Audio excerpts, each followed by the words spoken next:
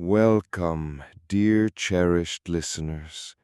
Please dim the lights, pull up a cozy blanket, and prepare for an unexpected journey through time unlike any you've experienced before. Tonight, we're going to peel back the layers of history, uncovering a truly astonishing truth about medieval women, individuals whose incredible working lives have been unjustly forgotten. Do you believe women only recently entered the workforce? That's an outdated misconception we are about to shatter into a million glittering pieces. From the vast wheat fields shimmering under the blazing sun, where calloused hands sowed the very seeds of life, to the bustling market streets, where shark-witted female entrepreneurs managed their own commercial empires, we will go. We'll delve with you into the dark, echoing mines, listening to the murmurs of women working ceaselessly, and then step inside cozy homes, witnessing the invisible second shift they carried out every single night. Each story is a vibrant testament to their extraordinary strength, resilience, and wisdom. Where in the world are you listening to us from? Don't hesitate to share your thoughts in the comments below. And please remember to hit the like button, subscribe to our channel, and ring that notification bell so you won't miss any part of this epic historical narrative. Get ready, because what you're about to hear will fundamentally change the way you see history. Listen closely. Can you hear it? Not the gentle lullaby of a bygone era, but the raw, unyielding grind of stone on grain, echoing like a heartbeat from a hidden past. Feel it? The subtle ache in your own hands just by imagining the rhythmic pull of a butter churn, hour after relentless hour, turning cream into gold. Have you ever truly believed the medieval woman was confined to the hearth, her hands bound to a knife and chopping board, her life neatly packaged within cold stone walls? If so, history is about to flip the script on you. Because beyond the romanticized veil of fairy tales, these women were the unyielding pillars, warriors not with swords, but with spades, with hammers, and yes, with scales weighing the very coins of commerce. They say what you are about to hear will fundamentally change how you perceive inherent strength, the boundless resilience of half the world. This is a secret buried deep beneath the sands of time, and now it's ready to be unveiled, waiting for you to unearth. History isn't always written fairly. It's our sacred mission to excavate the truth, even if it leaves you breathless or utterly astounded. Forget the pastel-colored narratives of princesses and princes. Cast aside the shimmering visions of castles built purely for leisure. The reality of the medieval world was far grittier, a tapestry woven with threads of hardship, yet infinitely more heroic. It was a brutal, relentless arena, where survival was a daily conquest against the gnawing specter of famine, the cold embrace of disease, and the capricious whims of nature's fickle heart. This was no land of endless banquets or idle days. It was a bare-knuckled fight for existence, a constant, unforgiving grind. Agriculture formed the fragile spine of their economy, a house of cards that could collapse with a single ill wind. Every plump kernel of wheat, every snorting pig, every precious harvest was a matter of life or agonizing demise. A single failed crop could spell famine, its gaunt shadow stretching across entire villages. A sick animal could obliterate a family's livelihood, extinguishing their very flame of hope. In this unforgiving treadmill of survival, where hunger could come knocking like an unwelcome guest at any given moment, how could half the population possibly sit idle, their hands folded like forgotten prayers? The very thought is an absurdity, a luxurious illusion spun from the comforts of our modern age. In a life as fragile as morning dew, not a single pair of hands could afford to remain still.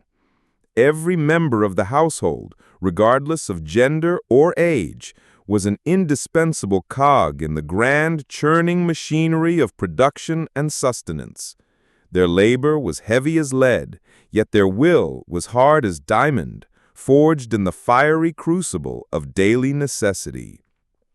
Beyond the threats of nature, they contended with ever-present dangers. The shadow of war constantly loomed, bringing with it the specter of raids and conscription. Roaming bands of brigands could strip a family bare, and the sheer lack of sanitation made even simple illnesses a death sentence. Infant mortality rates were staggeringly high, a grim reaper harvesting the youngest souls, and rudimentary medicine offered little solace. Does this paint a strangely familiar picture for you? A peculiar resonance with tales of relentless striving you might have heard before? Perhaps from your grandmother, or from those unsung heroes you know who have clawed their way out of impossible circumstances.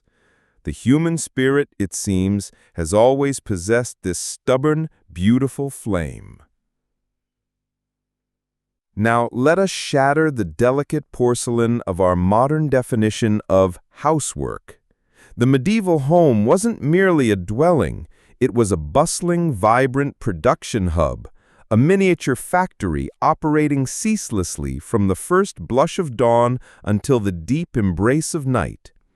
When a woman churned butter by hand, that deep, dull ache in her wrists as she vigorously agitated the fresh cream, the earthy, slightly sour aroma of fresh buttermilk wafting from the wooden churn, that wasn't just a domestic duty.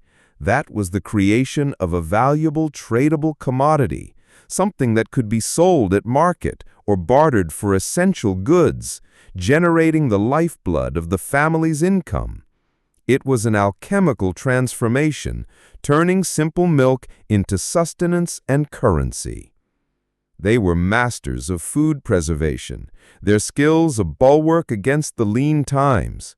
Imagine them drying strips of meat under the benevolent sun, the salty tang of cured fish lingering in the air, or the tangy, fermenting aroma of pickled vegetables bubbling in large earthen crocks, each a vivid testament to their ingenuity against the relentless march of spoilage. Let's delve deeper into the intricate world of textiles, often the very heart of the medieval household's production. Imagine the raw, greasy feel of freshly shorn wool, the distinctive, almost animalistic scent of lanolin clinging to your fingers. This raw material was a messy, laborious challenge.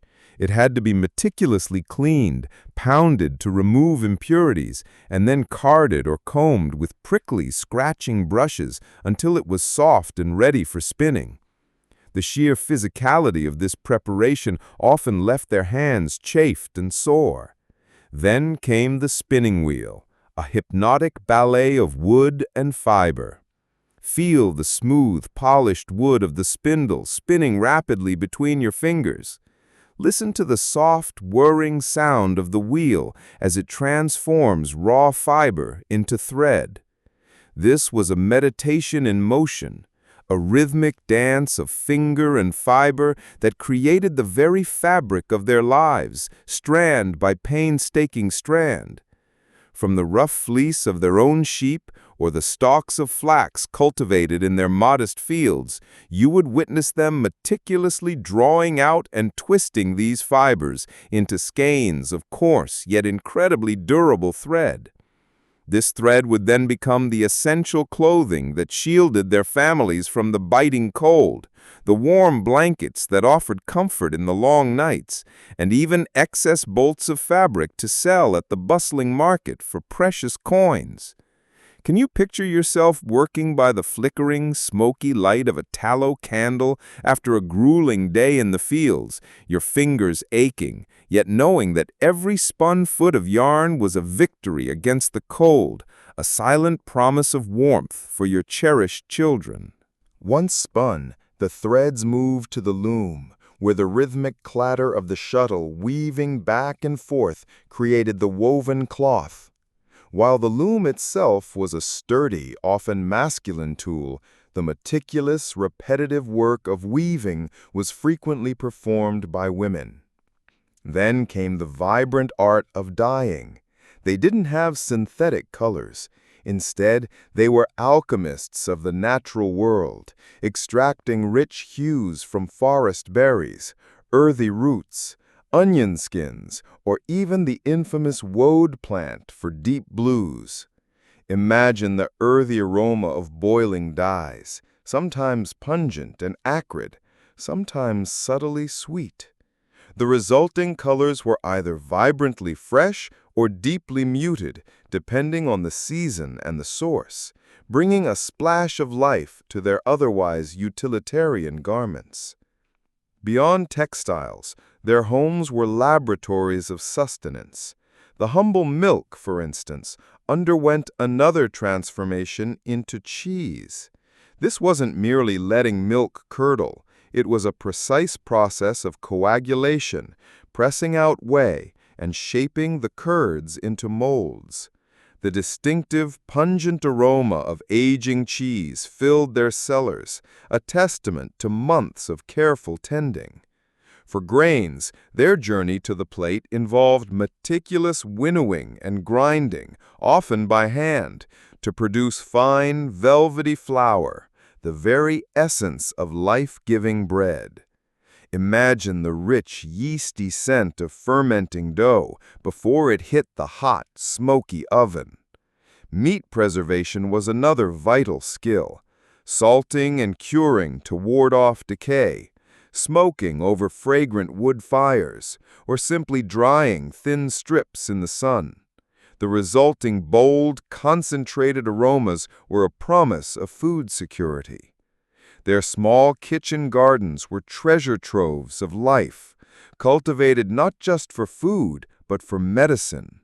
They were the unsung apothecaries of their villages, cultivating soothing herbs for ailments, their fragrant aromas filling the air, the cool, damp earth clinging to their hands as they harvested nature's bounty.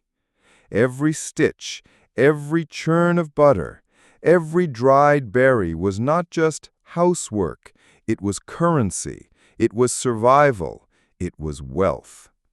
Now, let's look beyond the tangible labor, for these women were also architects of society and culture, wielding a power often ignored by formal histories.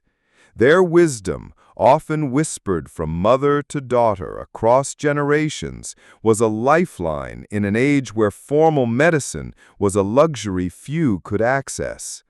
You'd see them with warm hands gently placed on a feverish brow, their voices reciting ancient herbal remedies, their sharp eyes keenly observing every subtle shift between life and the encroaching shadow of death. They were the village healers, the wise women whose knowledge often meant the difference between recovery and demise. Their shared labor and specialized skills fostered incredibly dense and resilient social networks among women. This wasn't just a collection of individuals, it was a tapestry of support where skills were exchanged, burdens were shared, and camaraderie bloomed amidst hardship. Beyond the practical, they were the primary cultural transmitters. It was their voices that carried the ancient folk tales, their hands that wove the comforting lullabies that rocked generations to sleep, and their memories that preserved the sacred traditions that bound communities together. They didn't just build homes with stone. They built communities with their sheer resilience, drawing the invisible threads of social structure tighter and preserving the very knowledge that allowed life to flourish. Their power wasn't proclaimed from pulpits or etched into royal decrees. It was deeply embedded in every decision made within the household, every resource carefully managed, every life brought into the world and tenderly nurtured. They were the silent architects of daily existence, the ones who wove the very fabric of the life we inherit today.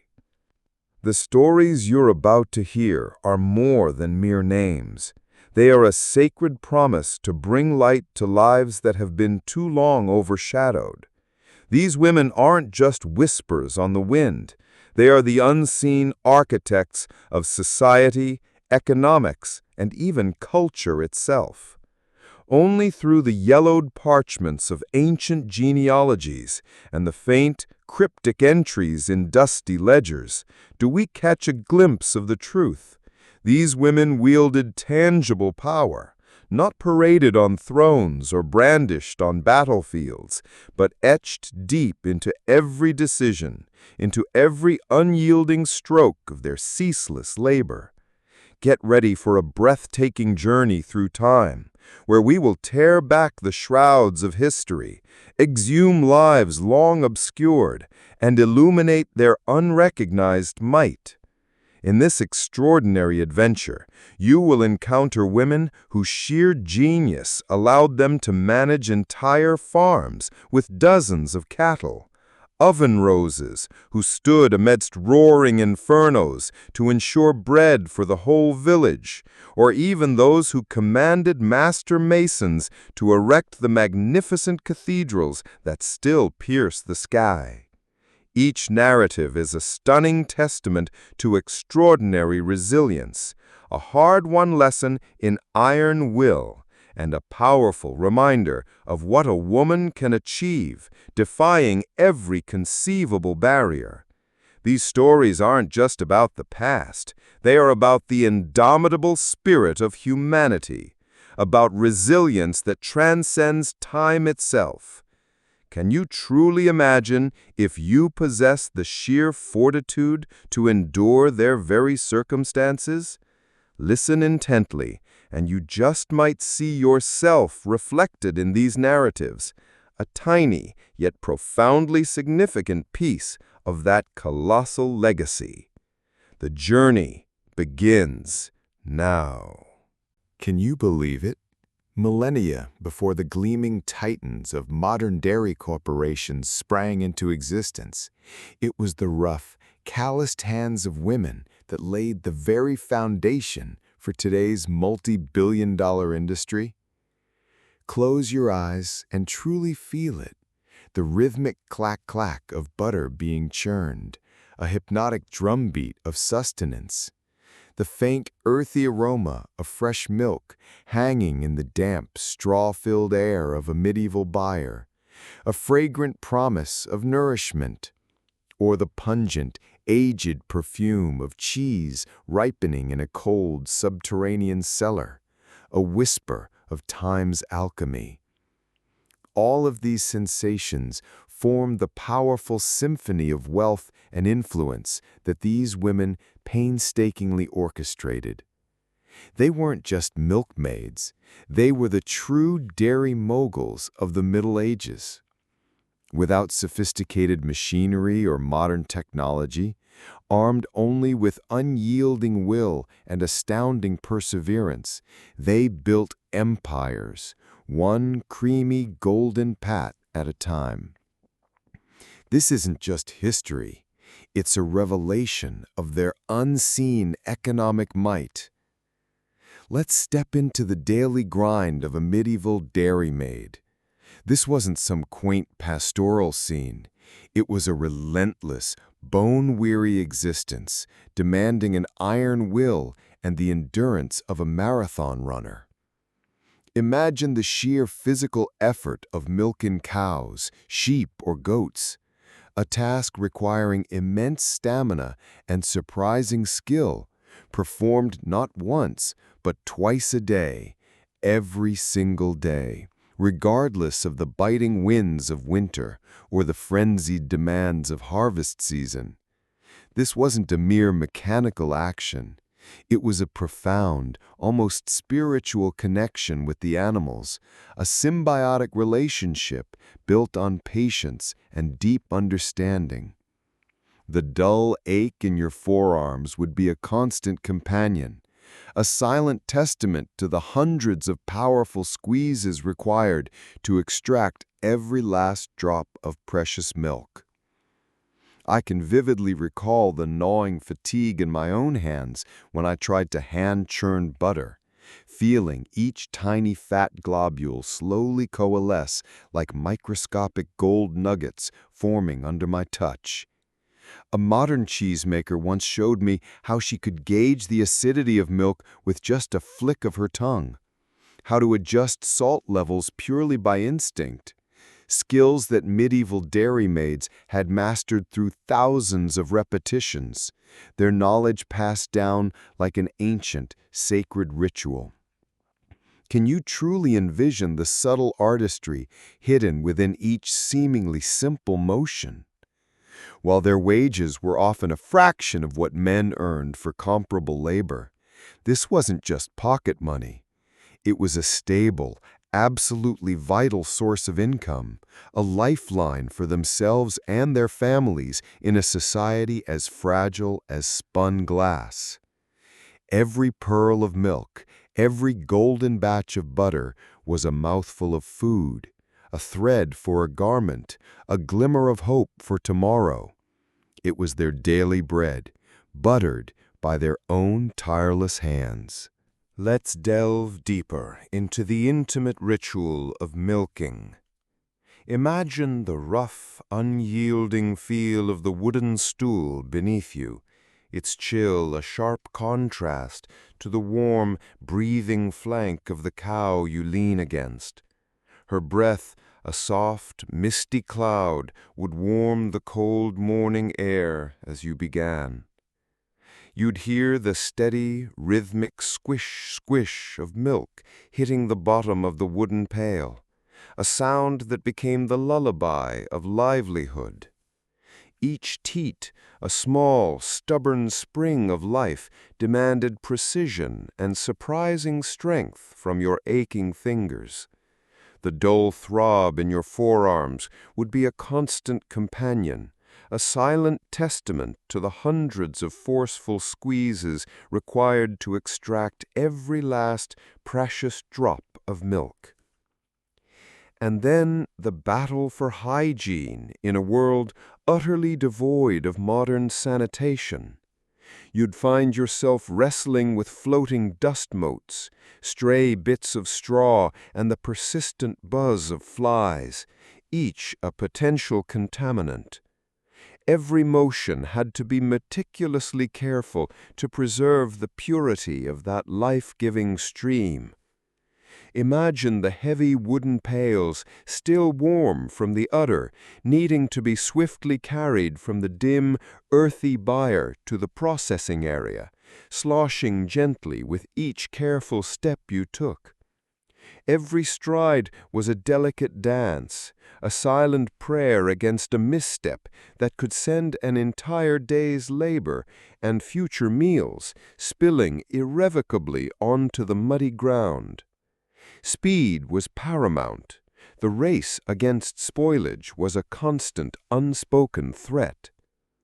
Now, let's unlock the secrets of the cheese cellar and reveal the rise of these formidable female financial managers.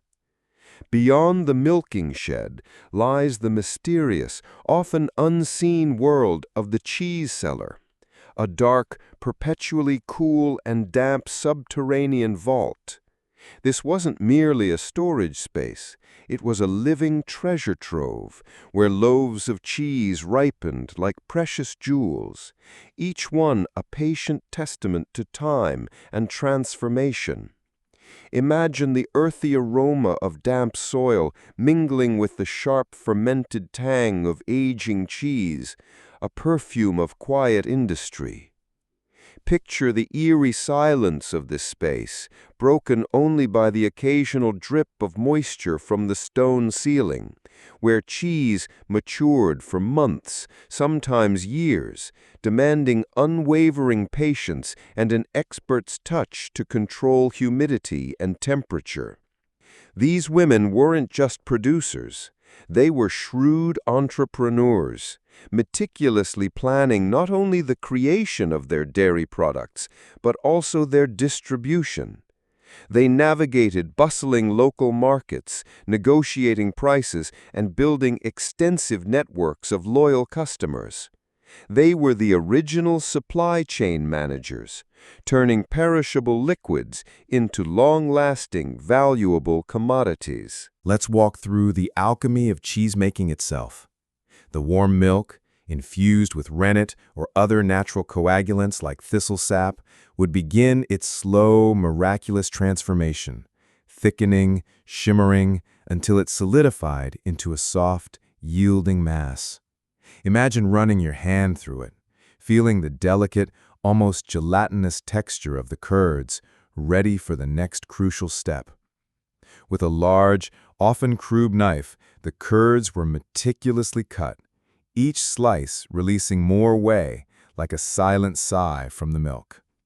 Then came the arduous, strenuous work of stirring, often over a gentle fire, the steam rising in hazy clouds around you, the curds solidifying under your wooden spoon.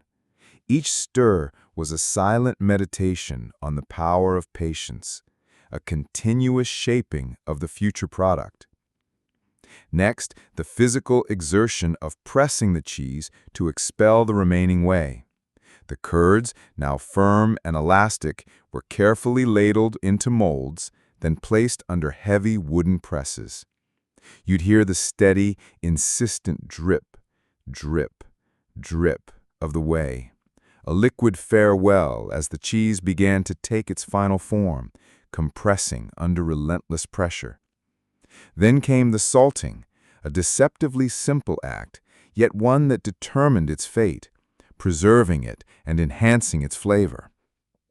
And finally, the cool, silent embrace of the cellar, where each cheese, like a sleeping child, demanded gentle, continuous care.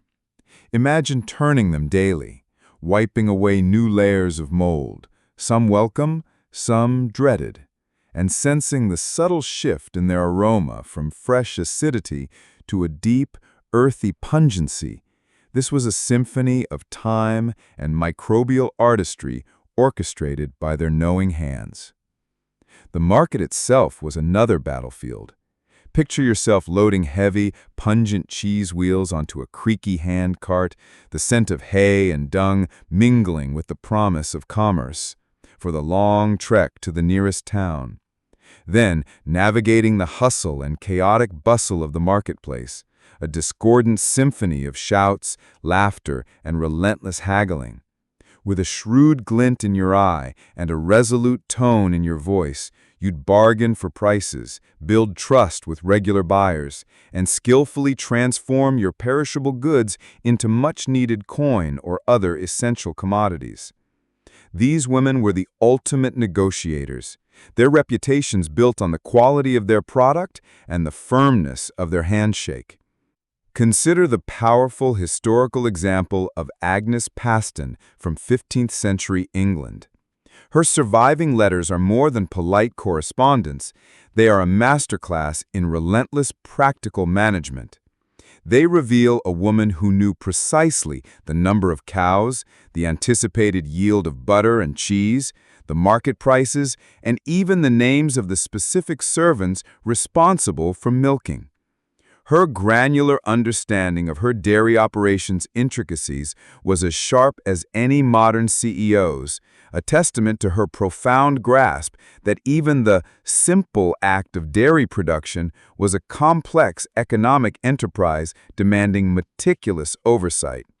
She was an iron fist in a velvet glove, commanding respect through her sheer competence. And let's not forget the legions of farmer widows. Imagine the sudden, agonizing void left by a husband's untimely death, often due to disease or a brutal accident. Yet for countless peasant widows, grief was a luxury they simply couldn't afford. With small children clinging to their skirts and hungry mouths to feed, they didn't just survive, they often blossomed with a grim, new determination, taking over the entire farm operation.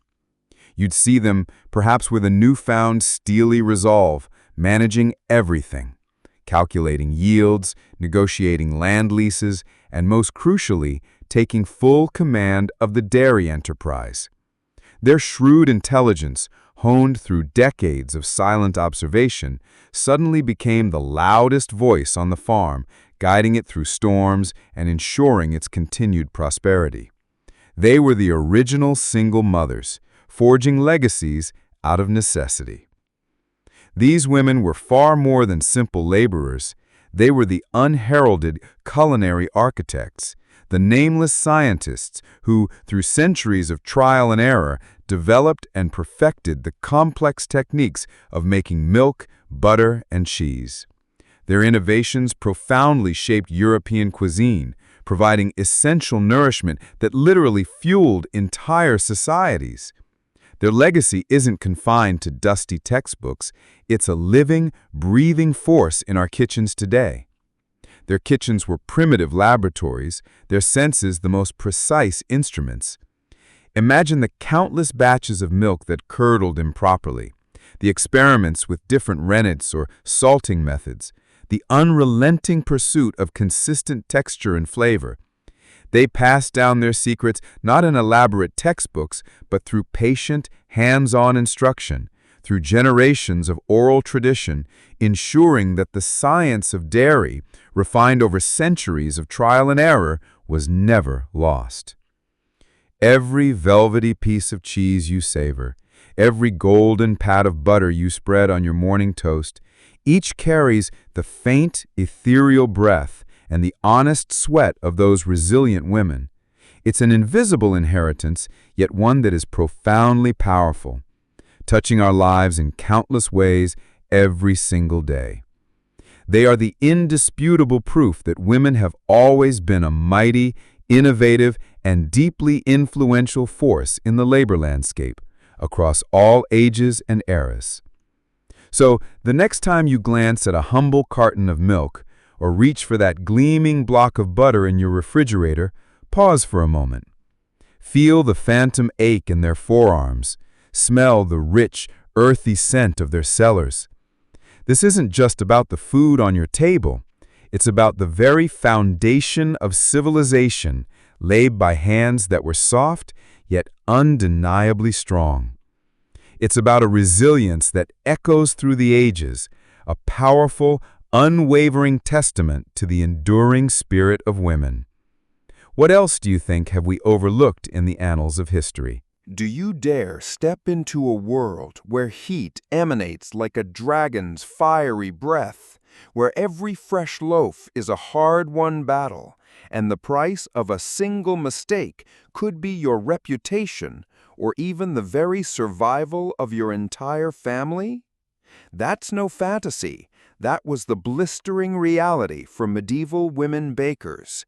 They weren't just bakers, they were the keepers of the flame for entire villages, ensuring that every household had food on its table. Bread wasn't merely sustenance, it was a sacred symbol of sufficiency, the fragile line between life and a hungry, haunting death. With this immense power came ironclad regulations and brutal penalties. Thousands of bakers, men and women alike, faced the public shame of the pillory or suffered crippling fines for violating the law. This wasn't just common fraud, it was a betrayal of communal trust, a knife plunged directly into the hungry stomach of the people. The very thought sends a shiver down your spine, doesn't it? let's dive headfirst into the fiery heart of a medieval bakehouse, where the air itself shimmered with heat, and every breath was laced with the sweet, earthy scent of flour. Imagine the crackling roar of burning kindling, like dry applause in the oppressive silence before dawn. The blistering heat of the oven slapping your face as you approached its gaping maw, beads of sweat instantly blossoming and cascading down your spine. The perfume of baking bread, rich and intoxicating, mingled with the sharp, resinous scent of burning wood, creating a singular aroma, the very essence of sustenance, yet one that was drenched in arduous labor. The grueling process began long before the dough met the fire. A woman's calloused hands had painstakingly ground the grain into flour themselves, a task as physically demanding as any, filled with the monotonous rumble of grinding stones and the ever-present film of dust and sweat. Can you truly imagine the sensation of hard, unyielding kernels slowly crumbling, surrendering their form under relentless pressure, gradually transforming into that fine, silky powder that held the promise of life? This was no instant gratification. This was a deep, meditative connection to the very earth. Once the flour was ready, the alchemy of dough-making began. The cool, coarse texture of the flour against your skin as you measured it, the lukewarm water slowly incorporated, then the yeast, a living, breathing entity, kneaded in with powerful rhythmic motions. The elastic resistance of the dough beneath your palms, slowly softening, becoming supple and alive, was a minor miracle in itself. Then came the waiting, the silent, patient vigil, as the dough rose, breathing and expanding like a living creature. And the bread itself? It wasn't just food, it was a telltale symbol of social hierarchy. There was the fine, pristine white bread for the nobility, a delicate, airy cloud of refined taste, symbolizing their elevated status. But for the common folk, it was the coarse, dark, hearty bread, often made from rye or barley, a dense, earthy slab of pure sustenance, designed to fill hungry bellies and provide lasting energy. Each type of bread wasn't merely sustenance, it was a powerful emblem of status and lifestyle, a stark reflection of the stratified society in which they lived. The baker, male or female, held a mirror to the community, offering sustenance that often highlighted its divisions. Let's expand on the grueling first step, the grinding of grain into flour, a task that was a monument to human perseverance. Depending on the region and the household's resources, this might mean a simple hand quern, where you'd grasp a wooden handle and push the heavy top stone in an endless, grinding circle.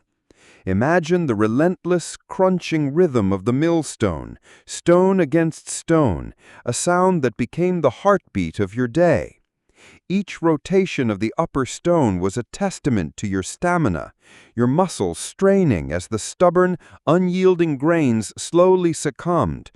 The resulting flour, a fine, pale cloud of promise, would cling to your hair, your clothes, even coat the inside of your nostrils, a persistent, gritty reminder of your labor. Alternatively, you might be lucky enough to access a watermill or windmill, grander structures that harnessed nature's power. But even then, the transport of heavy sacks of grain and the management of the mill's operations remained a strenuous, back-breaking undertaking, often entrusted to women. Once the grain was painstakingly transformed into flour, the alchemy of dough-making began, a dance between raw material and human will. Cold water, freshly drawn from the well, was slowly, deliberately poured into a sturdy wooden trough, a trickling stream inviting the flour into its embrace. Then came the yeast, a living, breathing entity, carefully crumbled in, its mild, earthy aroma mingling with the raw scent of the grain. You would plunge your hands into the initial mixture, your fingers sinking deep into the lumpy, then gradually pliable mass, feeling the transformation unfold beneath your palms.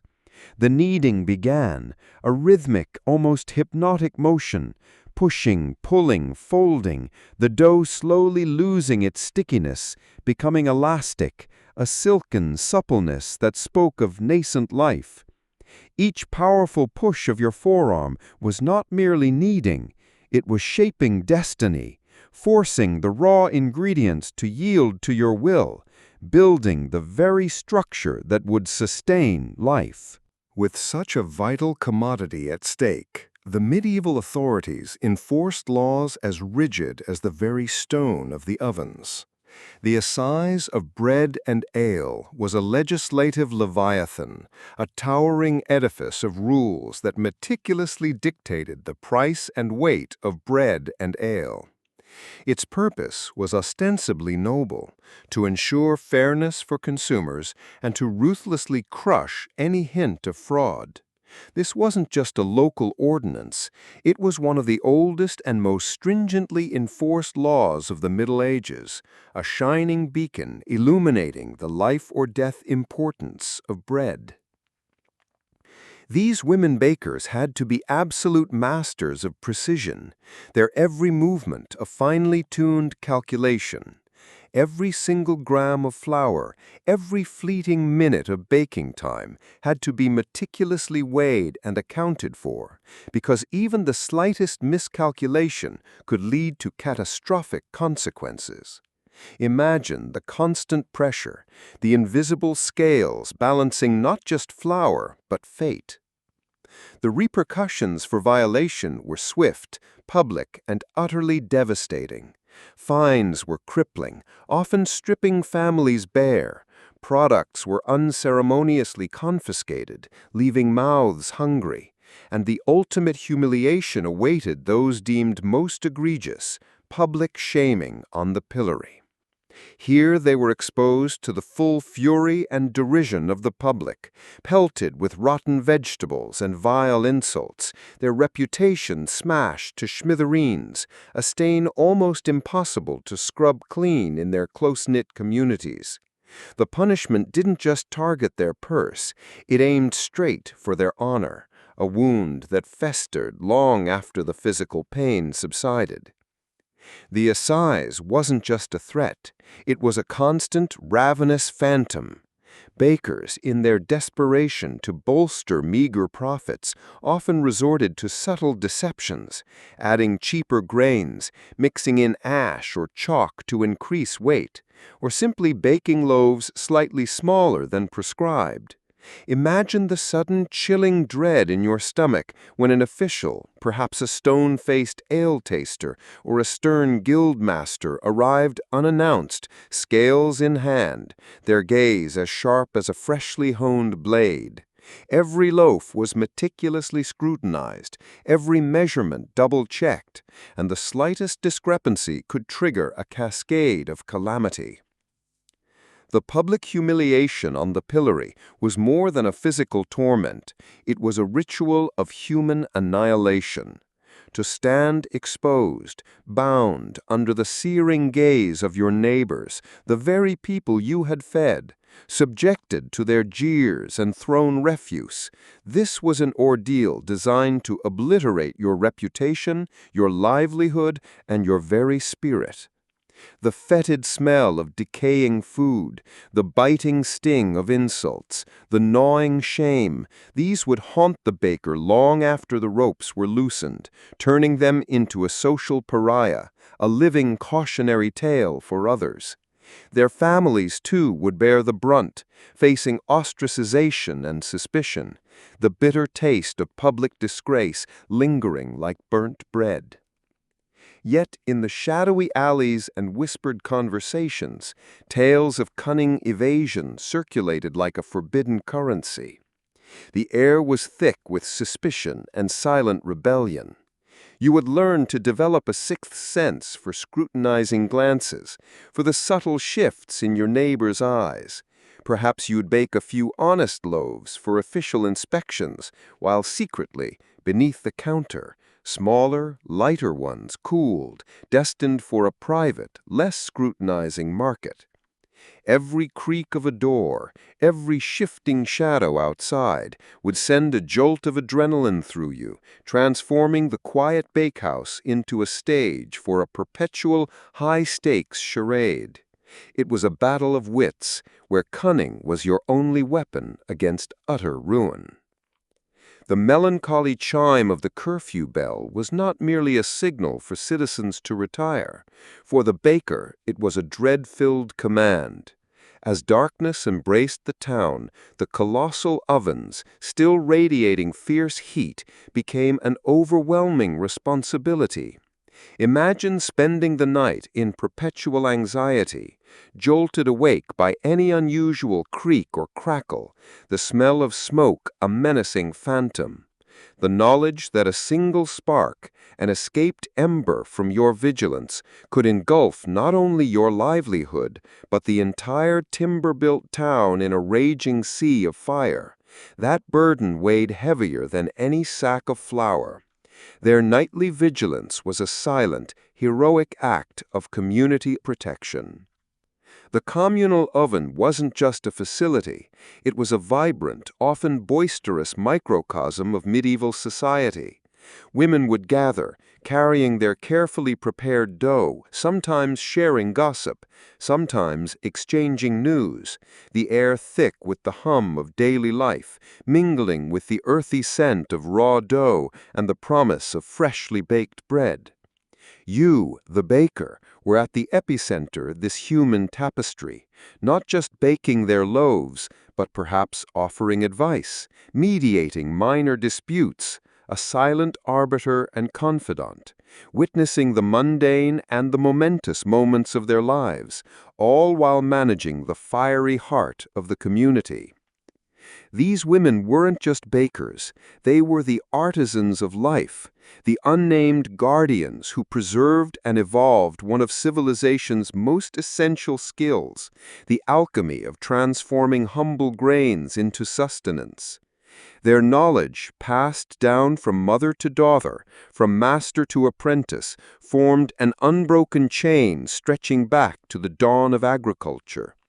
They were the primitive food scientists, the silent engineers of caloric stability, providing the fundamental energy that allowed societies to build grand cathedrals, wage wars, create art, and simply survive another day. Every slice of bread, whether from a humble cottage or a king's table, carries the enduring spirit of these women, the invisible anchors of civilization. So the next time you gaze upon a simple loaf of bread, or hear the distant toll of a church bell marking the hour, remember these magnificent women. They stood firm amidst intense heat and constant danger, their tireless hands shaping not just dough, but the very course of our lives and culture. Listen for the crackling whispers of the wood fire, and you will surely hear the unfolding story of their immense courage and profound sacrifice. What other hidden chapters of history do you think are waiting for us to uncover? Would you dare imagine that the most popular beverage of the Middle Ages was overwhelmingly crafted by the hands of women?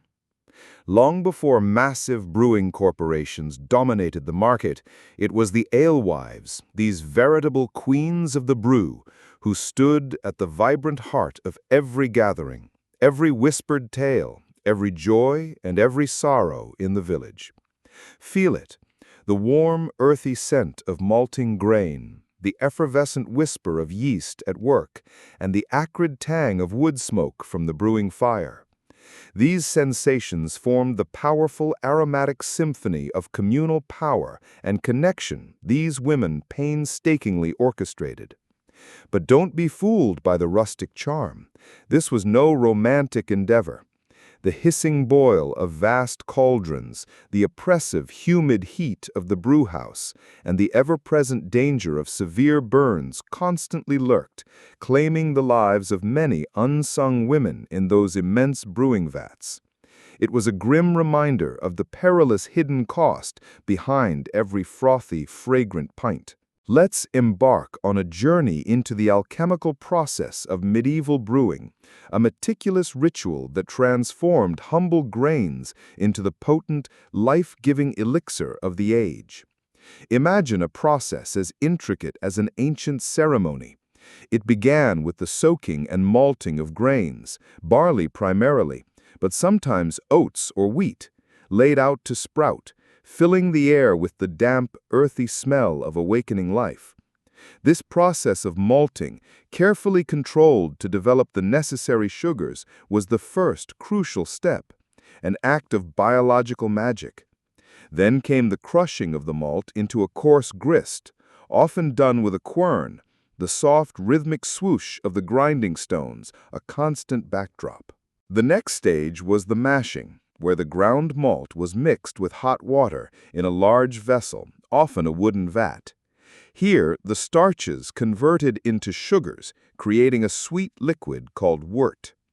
Imagine the dense steam rising in thick plumes, carrying the sweet, toasted aroma of the grains, warming your face and fogging your vision.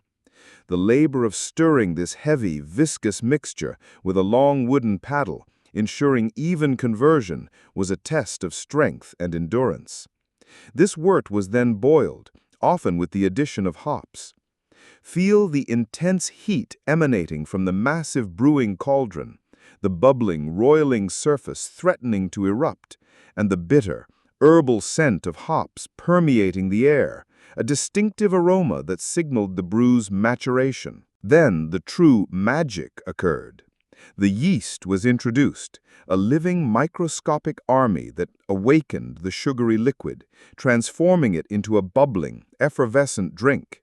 You'd hear the gentle, persistent fizzing as fermentation took hold, the soft plink-plink of tiny gas bubbles rising to the surface, like the whispering secrets of culinary enchantment. This wasn't merely a pleasure. It was a safe, essential alternative to the notoriously contaminated water sources of the era. In a world where clean drinking water was a luxury often beyond reach, beer wasn't just a choice, it was survival itself, a liquid shield against disease. The addition of hops, beyond providing flavor, also acted as a preservative, extending the shelf life of the beer, a technique considered almost supernatural at the time, lending stability and consistency to their vital product. This preservation technique meant the brew could be stored, traded, and consumed over longer periods, making it an even more valuable commodity. The alewives were not just brewers, they were community architects, their brewhouses serving as the vibrant, beating heart of medieval social life. These women were typically the proprietors of small alehouses, humble establishments that were far more than mere drinking spots. They were the unsocial centers, the lively forums where villagers gathered after a day of back-breaking labor. Here, news was eagerly exchanged, gossip flowed like the amber ale. Stories were spun and retold, and sometimes even the deepest, most guarded secrets were spilled under the dim glow of oil lamps and the mellowing haze of the potent brew. These alewives were not just brewers, they were astute businesswomen, skilled managers, savvy marketers, and shrewd traders. They had to procure ingredients, often negotiating directly with local farmers for their precious grain. They meticulously managed inventory, keeping track of their vats and barrels, ensuring a steady supply. Pricing their product fairly yet profitably, they had to cultivate a loyal customer base, often by offering a comfortable, inviting atmosphere and a consistent, high-quality brew. Their keen business sense was as vital as their brewing skill, making them true pillars of the local economy. Their presence was often marked by an ale stake, a bush or garland jutting out from their door, an invitation to all that a fresh batch was ready. However, this vital role came with its own set of perils and public shaming. Just like bread, ale was an essential commodity, and thus heavily regulated by law to prevent fraud and exploitation. These women were not only expected to be masters of the brew, but also masters of legal compliance, for cheating could bring not only financial ruin, but also profound public disgrace.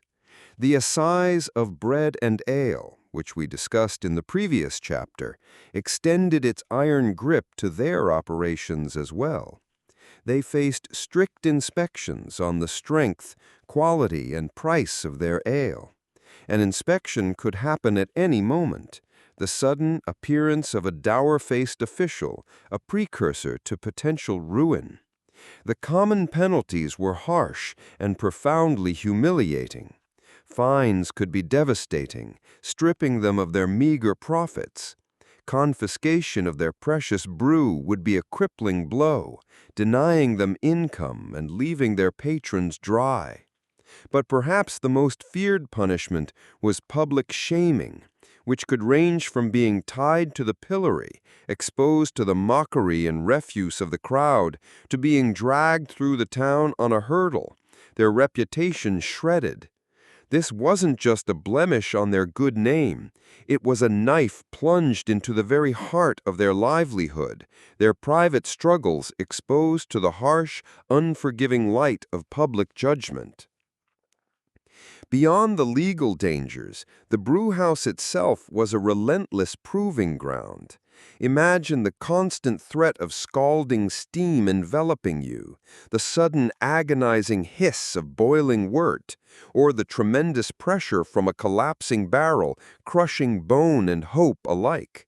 The ever-present fires, which brought warmth and life to the brew, could just as easily turn and devour the brewer, leaving behind the scarred reminders of their perilous craft. Many unsung women endured the invisible wounds of this profession, their bodies etched with the harsh, often brutal truths of the brewhouse. The alewife, a businesswoman with a public presence, often found herself in a precarious position. Though indispensable, she was also subjected to moral scrutiny. Her establishment, a vital community hub, could easily be branded a den of iniquity by more zealous authorities or envious neighbors. Whispers might circulate about loose women and debauchery within her walls, even if her primary concern was simply running an honest business. She had to possess not only brewing skill, but a sharp wit and an unyielding will to push back against such accusations, constantly proving her probity in a world quick to judge and condemn female autonomy. You might even hear hushed accusations of witchcraft or using magic in her ale, as the process of fermentation, then poorly understood, was sometimes viewed as supernatural, a perilous accusation that could turn a bustling business into a pyre. These women weren't just artisans, they were micro-entrepreneurs, managing complex supply chains long before the term even existed. Their decisions on pricing, quality control, and customer service directly impacted the local economy. They had to understand seasonal fluctuations in grain prices, manage spoilage, and maintain a reputation for consistent quality. Their success or failure could ripple throughout the village, affecting local farmers who supplied their grain and the laborers who depended on their ale for sustenance and a safe drink. They were the financial bedrock for many families, including their own, transforming a perishable product into a stable source of income. Their keen business acumen was as vital as their brewing skill, solidifying their role as essential economic engines in their communities. These women were far more than mere brewers. They were cultural alchemists, transforming humble grains and water into a potent elixir that bound communities together, an edible legacy that transcended centuries. Their influence reverberates even today. So the next time you raise a glass of your favorite cold brew, or hear the joyful resonance of conversation in a bustling tavern, remember that warm glow and communal spirit echoing from ages past.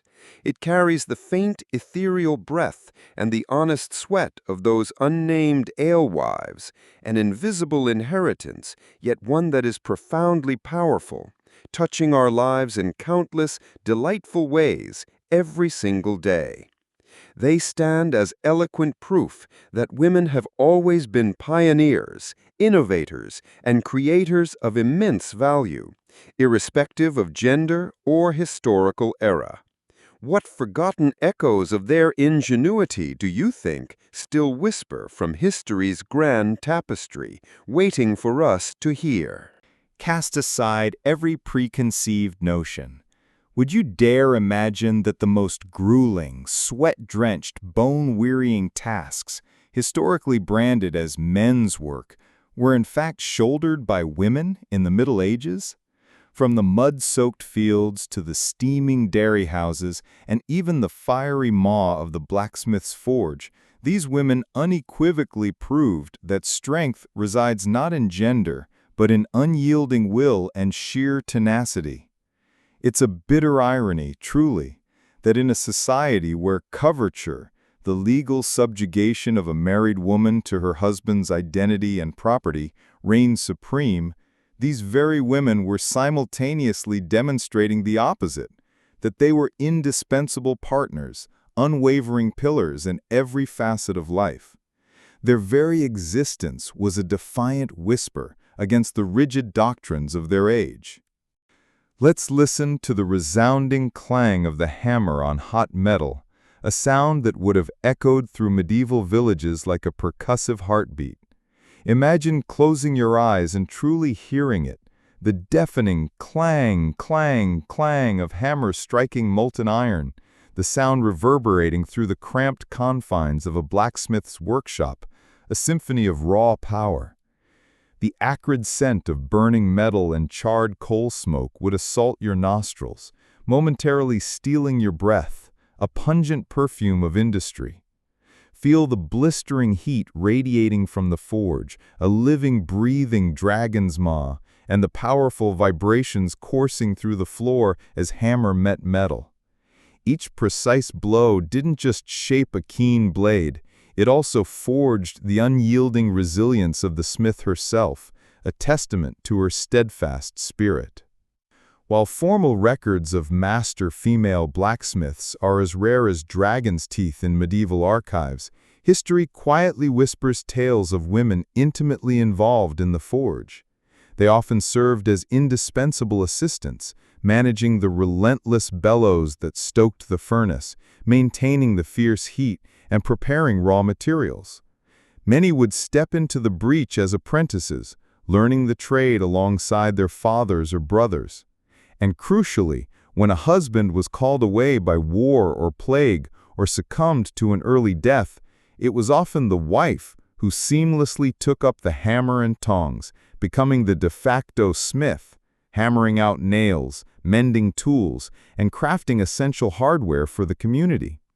Figures like Juliana Le Smith from 14th century London stand as quiet monuments, successfully operating family workshops. Or consider Alice de Breen in Suffolk, a noblewoman who, through her extensive household accounts, clearly managed her estates with significant agricultural and heavy craft activities, including those connected to metalwork. These women were the silent pillars, the unseen managers behind trades traditionally ascribed solely to men, their strength and skill as potent as any man's. We often need to dig deeper, to peer through the dust motes of time to truly unearth the stories of these extraordinary women. Like quiet specters, they toiled relentlessly, their names too often forgotten in the dry annals of official history, waiting patiently for us to rediscover them. Beyond the fiery glow of the forge, countless other demanding physical labors were undertaken by women, labors that rarely earned a mention in mainstream chronicles. Imagine the sheer brute force required in logging. In some regions, women were actively involved in hauling timber, dragging massive logs from the depths of the forest, often through treacherous mud and biting cold.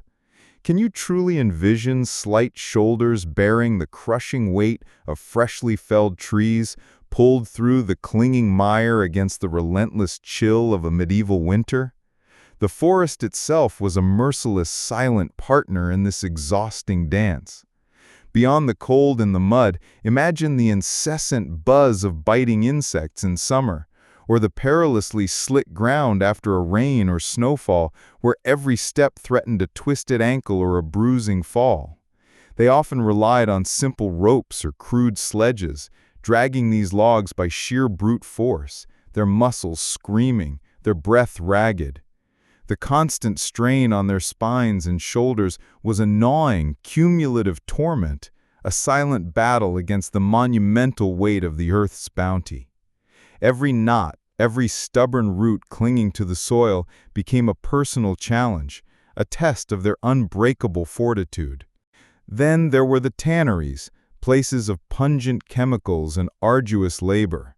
Here, women performed many of the heavy and unpleasant tasks, such as scraping hides clean of hair with sharp, heavy tools, or the laborious process of soaking hides in vats of caustic lime, a task that damaged skin and lung alike. Others would engage in the physical compression of hides to soften them, a process demanding immense upper body strength. The air was thick with the stoic-turning stench of decaying flesh and harsh chemicals, yet they endured, their hands constantly plunged into corrosive liquids. The tannery wasn't just a workplace, it was a sensory assault. The stench wasn't merely unpleasant, it permeated everything, clinging to clothes, hair, and skin, a constant, nauseating reminder of the grim reality. The caustic lime and other chemicals didn't just chafe their hands, leaving their skin cracked and bleeding, but their toxic fumes silently attacked their lungs, leading to persistent coughs and labored breathing. Imagine the stinging pain of cuts on their hands constantly immersed in these harsh solutions, or the unrelenting burning sensation in their nostrils and throat. It was a place where endurance meant not just physical might, but an extraordinary tolerance for discomfort and a grim acceptance of the long-term cost to their health. And then, deep beneath the earth, in the dark, damp recesses of mines and quarries, women labored under conditions that would chill the blood.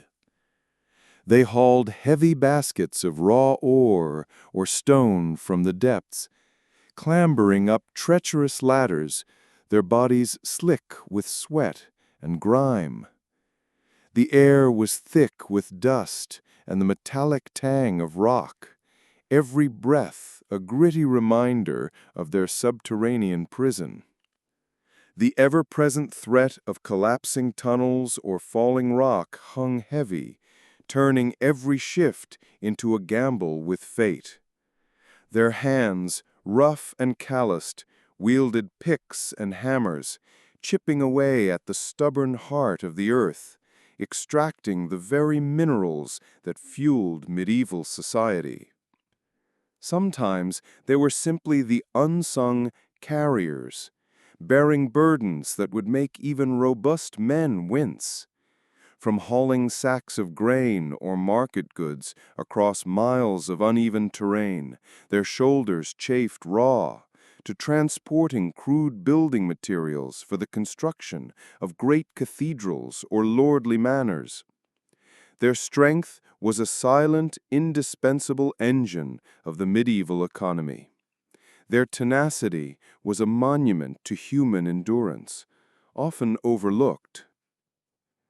Now, let's grapple with the stark paradox of coverture and how these women, despite being legally subsumed by their husbands, still managed to exert real power and surprising independence through their labor.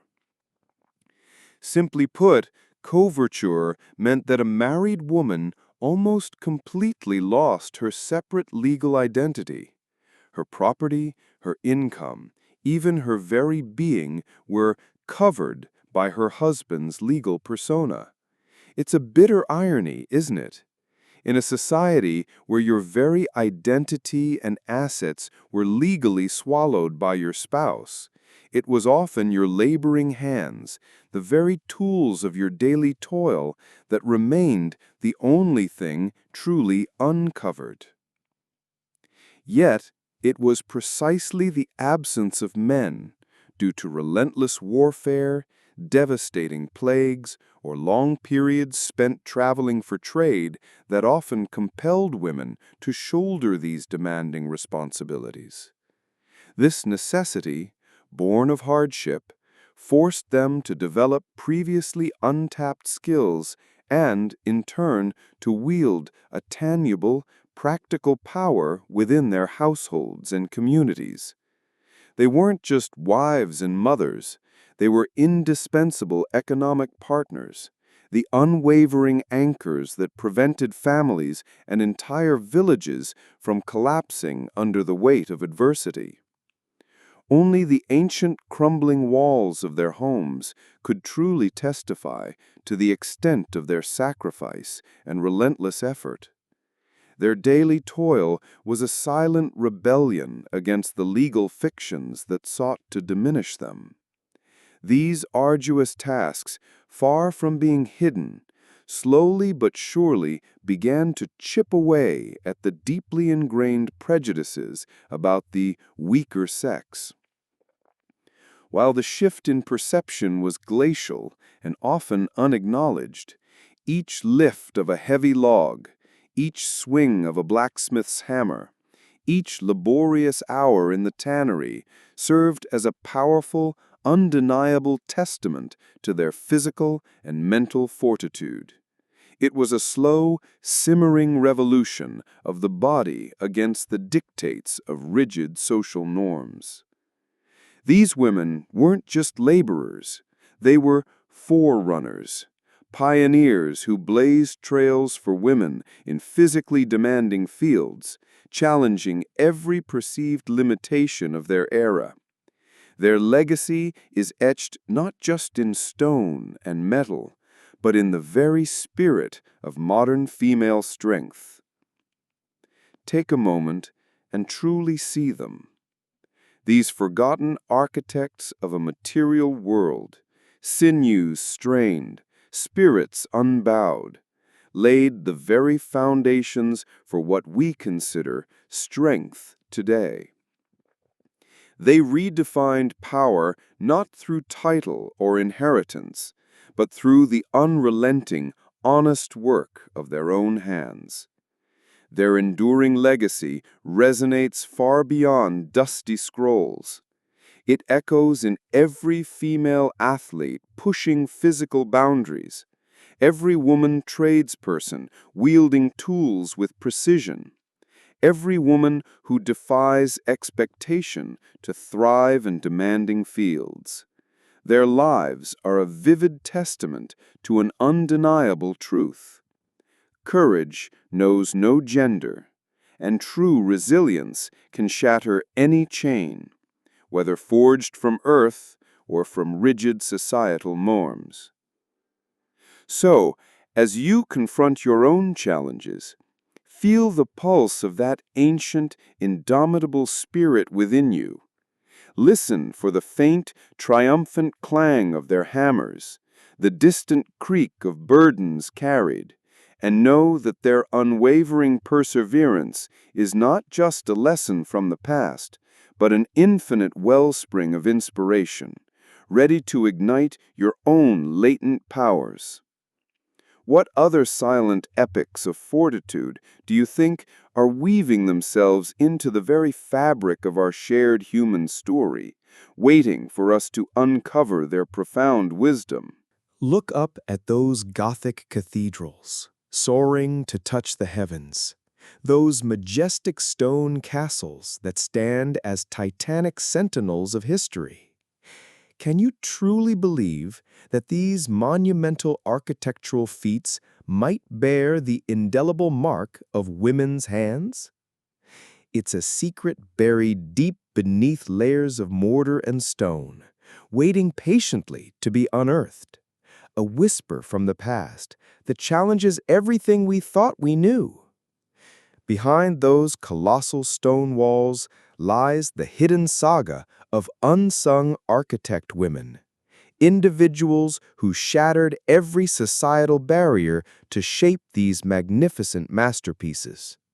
While the formidable guilds, like impenetrable fortresses, often barred women from formal membership, these tenacious women found their own ingenious pathways into this male-dominated realm. Consider figures like Domina Agnes Ramsay in historical records, the daughter of a master mason who not only inherited but successfully managed her father's demanding enterprise.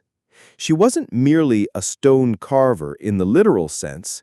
She was a true master mason in her capacity for management, design, and project execution. She even secured a colossal contract from Queen Isabella herself to construct the tomb of Edward II for the staggering sum of £100 sterling. That wasn't just a construction project. It was a resounding declaration of female power in a world presumed to be exclusively for men. Let's place ourselves at the heart of a medieval construction site, where the air was thick with dust and the relentless music of industry. When I touched the ancient stones of Canterbury Cathedral, a chilling, rough sensation immediately grounded me. The very touch of centuries of history held within solid matter. A modern stonemason once guided my hand, showing me how to wield a chisel and mallet to shape a block of stone, the sharp, crisp clink, clink echoing in the vast space. Every single strike, every precisely carved line demanded absolute accuracy and prodigious physical strength. It's a dance between human will and the stubborn resistance of the earth. Now, picture women amidst this cacophony, perhaps the wives, daughters, or widows of masons, who were intimately familiar with the construction site's demanding rhythm. While they might not have directly carved the largest, most intricate stone blocks, their contributions were undeniably critical. They were deeply involved in the preparation of materials, painstakingly mixing the immense qualities of mortar, a strenuous task that required continuous stirring of sand, lime, and water. They oversaw the quality control of the stone itself, selecting pieces free from flaws that could compromise the structure's integrity. Crucially, many operated as managers, coordinating teams of laborers, ensuring the smooth flow of materials and maintaining schedules. In cases like Domina Agnes Ramsay's, one can envision a sharp, discerning eye poring over complex architectural drawings, a hand making precise gestures, directing a colossal team of builders, and a brilliant mind calculating every minute detail to imbue the structure with both unyielding durability and breathtaking beauty. Their presence was the unseen scaffolding that held ambition together. To truly grasp the full scope of their contributions, we often have to dig deeper beyond the polished chronicles, sifting through the forgotten fragments of the past. For, like shadows in the archive, their tireless efforts often went unrecorded, patiently waiting for us to acknowledge their profound impact. Beyond the grand stonework, countless other demanding and skilled crafts within the construction and decorative arts were undertaken by women, labors that often go unacknowledged. Consider the production of bricks and tiles, the very skin of medieval buildings. Women were actively involved in the labor-intensive process of kneading clay with their feet, a muddy, strenuous task that required significant physical exertion. They then painstakingly shaped the clay into bricks and tiles before firing them in massive kilns, a job that demanded not only brute strength, but also a nuanced understanding of kiln temperatures to ensure the product's durability. They were the silent figures, yet absolutely indispensable to every great construction. Their shoulders bore the crushing weight of heavy buckets of mortar, lump by agonizing lump, and the rough, abrasive bulk of unhewn stones, carrying them ever higher to shape soaring walls and magnificent arches. It was a physical sacrifice that laid the very groundwork of civilization.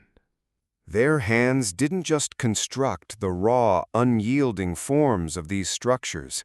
They breathed soul into every intricate detail, transforming mute walls into living, breathing narratives. Women excelled in the creation of embroidered hangings, tapestries, and textiles.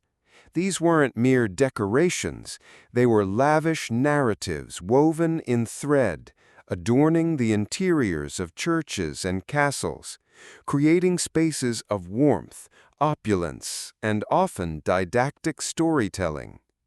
Imagine the hours, even years of meticulous dedication poured into a single magnificent piece like the Bayeux tapestry, a monument of patience and skill, each stitch a whisper of history, each color a brushstroke in a grand, silent epic that educated and inspired generations. Illuminated manuscripts in scriptoria attached to monasteries and noble houses, female scribes and artists created exquisite works of art, illustrating religious texts and historical chronicles with meticulous brushstrokes and vibrant pigments. This required not only extraordinary patience and artistic talent, but also a deep understanding of the narratives they were bringing to life on parchment. Their artistry transformed words into visual symphonies, preserving knowledge and faith in astonishing detail. These were not merely books, they were sacred objects, alive with devotion and the luminous touch of female hands.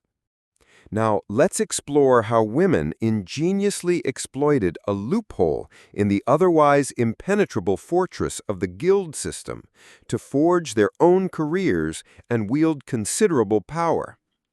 Despite the guild's usual strict prohibitions against women becoming full, independent members, there was a critical exception: the widow's right of succession. When a craftsman died, his widow often had the legal right to take over her husband's business, which included the authority to run the workshop, manage apprentices, and even take on new contracts. This wasn't just a privilege, it was a gateway to opportunity, allowing them not only to sustain their families, but to flourish professionally, sometimes even surpassing their late husband's achievements. It was a recognition, however begrudging, of their innate business acumen and practical skills. The story of Domina Agnes Ramsay is a shining beacon, a prime example of how a woman could ascend to the pinnacle of a male-dominated profession. Her ability to manage complex projects, her shrewd financial dealings, and her clear artistic and architectural vision were exceptional. The contract with Queen Isabella was not just another job, it was formal recognition from the highest echelons of society, an unambiguous testament to her boundless talent and organizational prowess. It shattered the illusion that such monumental undertakings were beyond a woman's capacity. These women, leveraging the widow's loophole, quietly became forces of nature within their trades. They were the unseen hands that ensured continuity and progress, building not just buildings, but legacies. They were not just builders, they were the architects of an era, molding inert stone into soaring symbols of faith, power, and human ingenuity. Their enduring blueprint is irrevocably woven into the very DNA of our architectural heritage. The next time your eyes trace the elegant curve of a Gothic arch, or you admire the intricate details of an ancient carving, allow yourself a moment of connection. Feel the echo of the breath and sweat, the meticulous touch of those unsung female artisans. Their impact, though often unseen, courses through the very sinews of modern life, a powerful current of inspiration. Their silent presence stands as a vibrant mosaic of strength, creativity, and indomitable will. So, when you stand before the solemn grandeur of an ancient edifice, let your spirit soar. Listen closely to the whispered conversations among those time-worn stones. You might just discern the tales of women who, despite the crushing weight of both gender and time, constructed not just buildings, but the foundational architecture of civilization itself. Their extraordinary resolve isn't merely an ancient chapter, it's a living ember, burning fiercely within each of us, ceaselessly urging us to look beyond conventional boundaries. What other silent symphonies of courage do you think are intricately woven into the vast tapestry of our shared human story, patiently awaiting for us to uncover their profound wisdom? Forget the romanticized notions of medieval life, often painted in hues of verdant fields and quaint hamlets. Imagine instead a world built not just on fertile soil, but on the very bones of the earth itself, on stone, on iron, on salt. You might instinctively envision burly men, pickaxes swinging, their muscles rippling with effort. But hidden within the pervasive dust and clamor of medieval quarries and shallow mines, women were just as vital. Their labor the unseen engine driving progress. Their work was quieter, often less visible in the grand chronicles of kings and battles, but no less essential, and certainly no less perilous. They weren't delving into the deep, dark tunnels of later industrial ages. Their domain was the exposed quarry face, the shallow pit, the brackish salt pan. Here, under the relentless sun, or within the damp confines of rudimentary shafts, they performed the back-breaking, repetitive tasks that brought forth the raw materials of civilization. It was a life of ceaseless grind, where every breath drew in the dust of their future, and every ache foretold a shortened existence. Yet their unbowed spirit shone like a vein of gold. The soundscape of medieval extraction was a percussive symphony of human endeavor and geological resistance. Picture the rhythmic, dull thump, thump, thump of heavy stone mallets as women crushed raw ore, perhaps ironstone or lead, excavated from shallow pits or surface deposits. The air would be thick, cloying with metallic dust, settling on skin and clothes, coating the tongue, and perpetually irritating the lungs. After the crushing came the washing and sorting, a chilling, monotonous task. Imagine women standing for hours, sometimes knee-deep in the icy, fast-flowing water of a stream or purpose-built sluice, their hands raw and numb, meticulously separating valuable mineral fragments from worthless rock. the slick feel of wet stone, the monotonous splash of water, and the constant ache in their joints from the perpetual cold would be their companions. This ceaseless exposure to cold water often left them with chronic arthritis and bone deformities. In salt mining, a particularly brutal form of medieval extractive labor, women were frequently central. Whether it was scraping brine from vast sun-baked salt pans or chipping away at the hard, corrosive salt rock in shallow mines, the work was physically taxing and dermatologically damaging. Feel the burning sensation of salt on every cut and abrasion, the stinging in your eyes from the pervasive salt-laden air, and the constant parched taste of salt on your tongue. For those assisting in rudimentary smelting operations, the environment shifted from cold damp to scorching heat and acrid smoke. Women would be involved in preparing charcoal, tending small roaring fires, and constantly moving raw materials to the furnace, their faces streaked with soot, their bodies perpetually sweating in the oppressive heat. The sharp crackle of burning wood and the choking smell of sulfur were inescapable. In open-air quarries, the blinding glare off light-colored rock, the grating scrape of shovels against stone, and the unrelenting sun beating down made every stroke an act of endurance. This relentless toil extracted a heavy, often invisible toll on these women's health and longevity.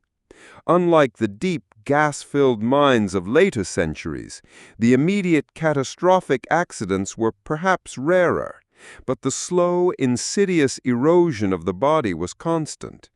While not the specific black lung disease of industrialized coal mining, the perpetual inhalation of various mineral dusts led to chronic respiratory issues, persistent coughs, and reduced lung capacity, making every breath a small struggle. The repetitive strain of crushing, washing, and lifting heavy loads, combined with the often cramped postures in shallow pits or the continuous bending in quarries, caused severe musculoskeletal problems. Their backs would become prematurely hunched, their joints swollen and painful, and their limbs prone to injury. The lack of varied diet and constant physical drain could also exacerbate issues like rickets and other nutritional deficiencies, leading to bone weakness and further deformities. Their lives were a constant battle against physical decay, systematically worn down by the sheer grind of their daily existence. Their average lifespan was significantly shorter than those in less physically demanding roles, a stark testament to the mine's relentless maw. Crucially, the absence of an industrial revolution legislative framework like the 1842 Mines Act doesn't mean medieval women were free. Instead, their lives and labor were disciplined by the iron fist of the feudal system and the local landholders or mine owners. Their participation in mining and quarrying was not a choice born of opportunity, but often a desperate necessity for survival. These were not often well-paying jobs. Their wages were meager, barely enough to sustain life, and always less than men's for similar or even harder work. The lords and patrons who controlled the extraction sites held absolute power over their lives, dictating terms, demanding quotas, and exacting their due.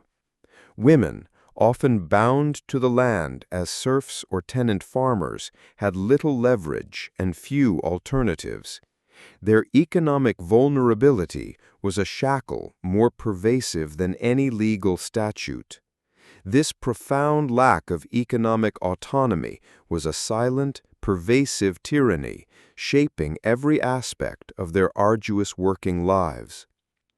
Their bodies were their only capital, constantly risked for a pittance. Yet even in the bone-crushing reality of the quarry face or the dusty confines of the shallow pit, a fierce light of solidarity burned among these women. They were not merely isolated individuals. They forged a community bound by shared hardship, an unseen, resilient lifeline that enabled them to survive day after grueling day. Tales are whispered of their unflinching camaraderie. When a rockfall occurred in a shallow pit or a load proved too heavy for one, these women would unhesitatingly aid one another, sharing their meager rations and offering whispered words of encouragement. Their courage wasn't displayed in grand heroic gestures, but in the unwavering endurance of each hour, each minute, a quiet defiance against overwhelming odds. They were the unseen hands that built the very foundations of medieval wealth and progress. These women stand as living testaments to extraordinary human resilience in the face of the most brutal circumstances imaginable. They labored in environments designed to break the spirit, yet their collective will burned as brightly as any forge. So, the next time you behold an ancient stone wall, or simply consider the sheer grit required to extract raw materials, let your imagination roam. Listen closely for the faint echo of hammers on rock, the whisper of dust-laden breaths, and the distant splash of water on ore from centuries past. You might just discern the stories of women who, against formidable odds, not only sustained their families, but literally built the physical framework of medieval society. Their strength isn't confined to the past. It's a living spark, ready to ignite within each of us.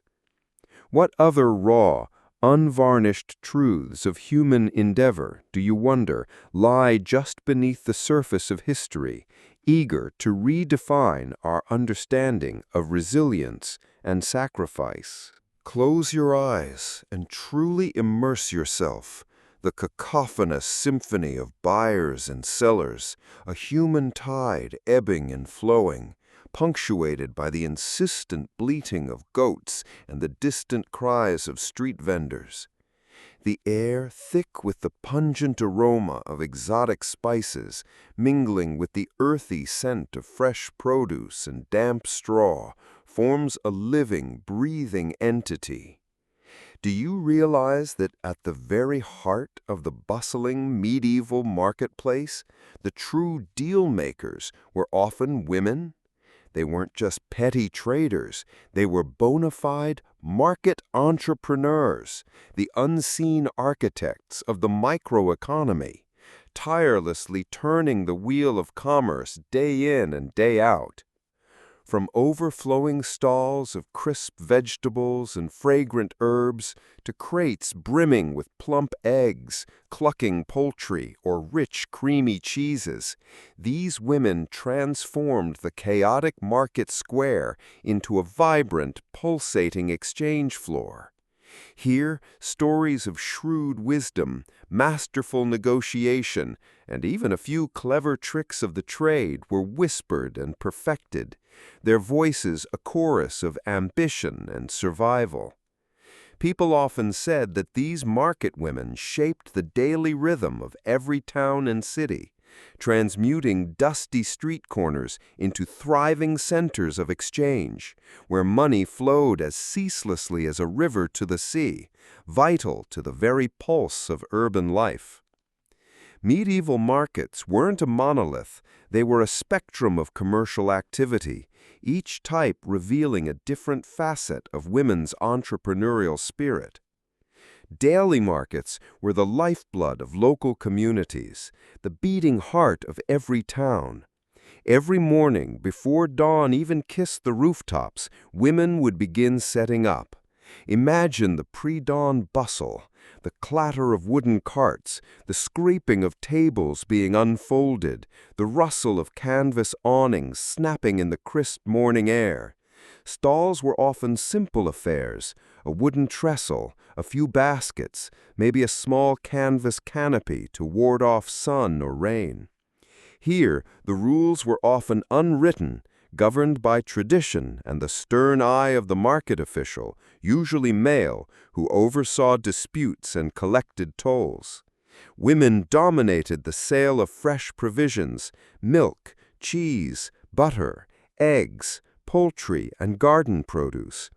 Their intimate knowledge of local supply and demand, forged over years, made them indispensable conduits between farm and table. Weekly markets. These were larger affairs, drawing sellers and buyers from surrounding villages, sometimes a journey of several hours. Did women travel to these larger markets? Absolutely.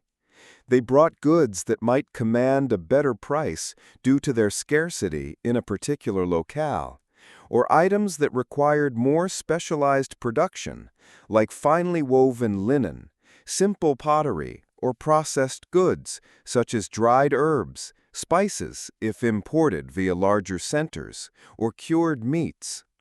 The competition was fiercer, the crowds denser, and the stakes higher. Women here needed not only their daily market savvy, but also a greater logistical prowess, planning their journeys and protecting their wares. Annual fairs. These were the titans of medieval trade, sprawling international events that could last for days or even weeks. While largely dominated by powerful male merchants dealing in bulk commodities, a select few women with immense courage and capital ventured into these grand arenas. They might deal in high-quality textiles, perhaps exotic silks or intricate embroideries, or even small, valuable pieces of jewelry. Imagine the cacophony of languages: Latin, French, German, and a dozen regional dialects, the exotic scents of imported goods, the flamboyant costumes of foreign merchants. For a woman to navigate such a cosmopolitan, cutthroat environment was a testament to extraordinary business acumen and an almost unheard-of level of financial independence. A typical medieval market stall, particularly one managed by a woman, was a masterpiece of efficiency and quiet determination. Picture it: plump cabbages stacked artfully beside baskets of golden apples, freshly baked bread still radiating warmth, and jars of honey gleaming under the sun. Women meticulously arranged their goods, understanding that visual appeal was the first hook for a potential buyer. Their toolkit was simple yet effective: a small, precise balance scale with a set of calibrated weights for honest measures, sturdy wicker baskets to display and transport, and a small, sharp knife for trimming greens or cutting cheese. For perishables, they'd have strategies to keep goods fresh, perhaps damped cloths over leafy vegetables, or special cool nooks under the stall for dairy. Beyond the goods, the stall often revealed the intertwined realities of labor and life. A corner might hold the bundled baby, peacefully sleeping amidst the roar of the market, a testament to the seamless blend of motherhood and enterprise. Nearby, an older woman, perhaps a mother or aunt, might be quietly knitting or mending, her hands never idle, embodying the multi-generational effort that underpinned many family businesses. This wasn't just commerce. It was a holistic ecosystem of survival and thriving. The market itself was both a legal and social space, a microcosm of medieval society. Market officials, often appointed by the lord or city council, patrolled the aisles, their presence a visible symbol of order. Their role was to ensure fair weights and measures, collect tolls, and swiftly resolve minor disputes. Often, these were informal market courts where a quick judgment was rendered. While women could certainly be victims of unfair practices, their reputation for sharp dealings and community ties often made them formidable opponents, capable of pleading their case directly and effectively. Beyond transactions, the market was the town's central nervous system, the primary conduit for news, gossip, and social connection. These women, interacting with hundreds daily, were the de facto information hubs of the town, exchanging tidbits of local news, political rumblings, and social happenings, making them unseen influencers in the community's daily discourse. Delving deeper into their business practices reveals an astonishing level of sophistication. Procurement. Where did these women source their goods? For agricultural produce, they forged close relationships with local farmers, negotiating directly for fresh crops, milk, and eggs. Many, however, engaged in vertical integration long before the term was coined. They might bake their own bread from grain they grew or bought, brew ale or cider, or process their own dairy into cheese and butter. This self-sufficiency, or direct connection to production, drastically reduced their costs, allowing them greater profit margins and a competitive edge. For crafted goods like textiles or pottery, they cultivated ties with local artisans, often bartering their own produce for manufactured items. Pricing and bargaining. How did they set prices? It was a complex dance influenced by a myriad of factors. Supply and demand, a bumper harvest meant lower prices. Quality, a perfectly ripened cheese commanded more. The time of year, seasonal scarcity increased value. And even the social status of the buyer. A noble might pay more or expect a better deal, depending on the dynamic. While some basic commodities might have relatively fixed prices, the art of bargaining was paramount. It was a verbal joust, a test of wills and wit. Imagine a scene, a sharp-tongued fishmonger, sleeves rolled up, her voice a gravelly rumble, fiercely defending the price of her gleaming catch against a skeptical customer, each word a parry and thrust, until a compromise, a hard-won victory was reached. Their bargaining skills were not just about profit, they were a performance of expertise and resilience. Quality control and reputation. In a fiercely competitive environment, reputation was currency. These women were meticulous quality controllers. They'd inspect eggs by holding them to the light, sniff fish for the telltale sign of freshness, and rigorously test the pliability and weave of their textiles. Selling substandard goods had immediate and severe consequences: a loss of customers, a damaged reputation that was almost impossible to repair, and potentially even prohibition from selling in the market by officials. Their integrity, a cornerstone of their long-term success, was their unwritten contract with their clientele. Financial management and credit. How did they manage their hard-earned money? Often they'd have secret stashes, a loose brick in the hearth, a hollowed-out log, places where coins were carefully counted and hidden. They practiced frugal saving, understanding the need for reserves in times of scarcity or unexpected expenses. Crucially, they operated a sophisticated, albeit informal, credit system. Loyal customers could often buy on credit, paying later, strengthening the bond between vendor and patron. And for those truly successful market women, their accumulated wealth gave them an astonishing, unexpected power. They could lend money to others. Imagine a local lord, perhaps, momentarily short on funds for a new suit of armor, or a male merchant awaiting a shipment, discreetly approaching a prosperous cheese seller, a woman whose daily earnings had quietly amassed a significant sum, to request a loan. This wasn't just economic influence. It was a subtle yet undeniable form of social and financial leverage, transforming them into unseen financiers in the local economy. Their lives were not without significant peril, extending far beyond the sting of high taxes. Other dangers, the bustling market, while a place of opportunity, was also a magnet for thieves and con artists. Women had to be constantly vigilant against shoplifting, shortchanging, and outright scams. Harassment from customers, boisterous soldiers, or even corrupt guards was a grim reality. Physical violence could erupt in the chaotic crowds, and a woman running a stall alone was particularly vulnerable.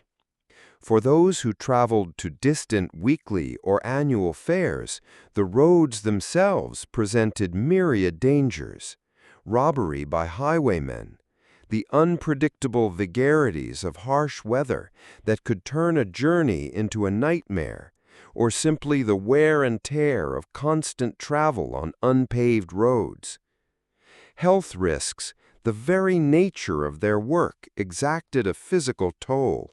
Standing for hours on end, often from dawn to dusk, led to swollen legs and aching feet. The constant lifting and carrying of heavy baskets and goods strained backs and joints.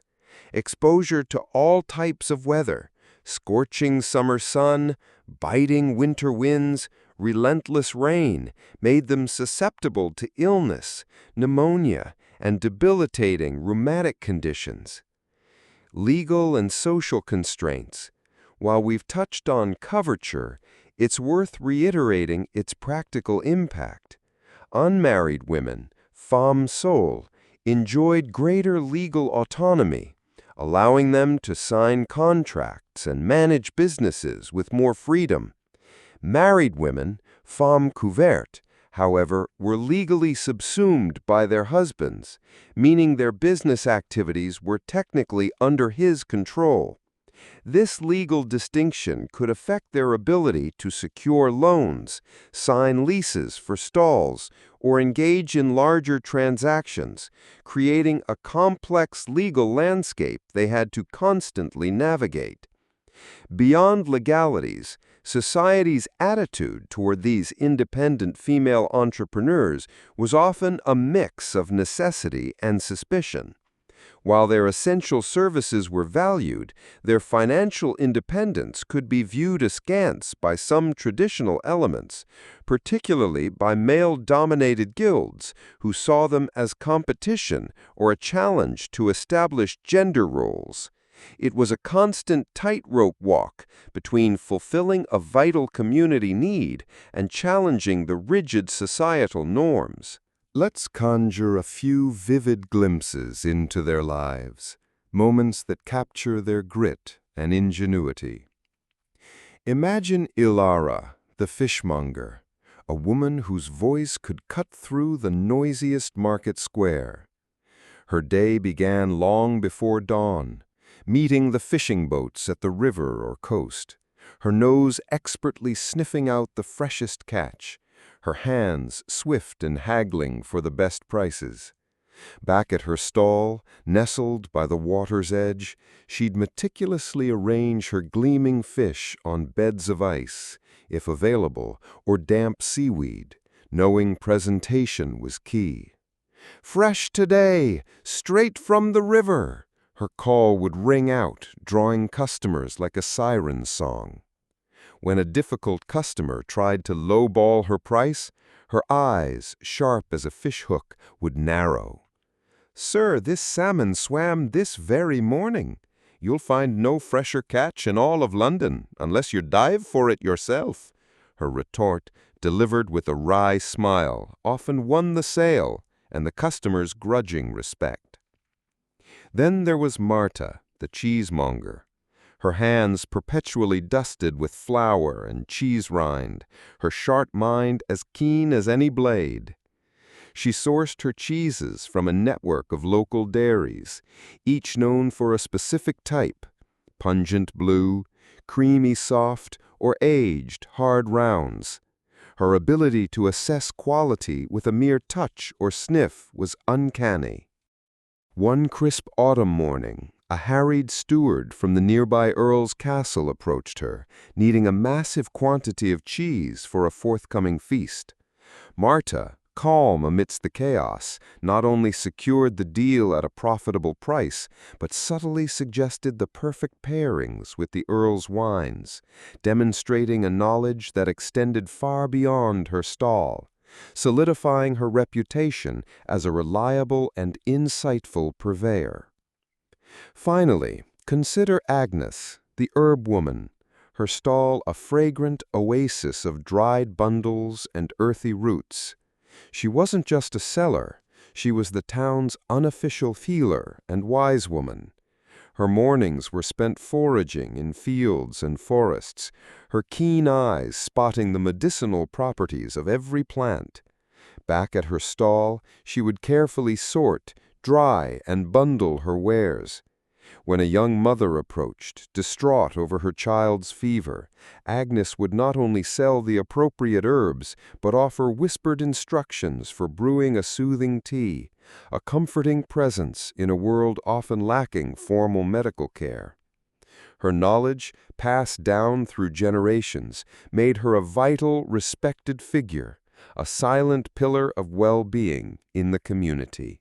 These women were more than just sellers. They were the unseen architects of urban prosperity, their individual efforts coalescing to fuel the growth and vibrancy of medieval towns and cities. Their meticulous market operations were the very engine of nascent urbanization, transforming sleepy hamlets into dynamic centers of trade and innovation. They truly were the driving force behind urban dynamism. Although they never attended an MBA program, their practical business acumen, astute management skills, and raw entrepreneurial spirit formed the foundational bedrock for the evolution of commerce. Their daily practices, from supply chain management and pricing strategies to branding through reputation and informal credit systems, were the proto-principles of modern trade, paving the way for the sophisticated economic structures that followed. Their economic power, though often uncodified, translated into a subtle yet undeniable social influence. While they might have lacked formal political power, their essential contributions to communal welfare, their networks, and their often significant financial holdings earned them a deep, unspoken respect. They were the cornerstones of communal well-being, their presence ensuring a steady flow of essential goods and a vibrant social fabric.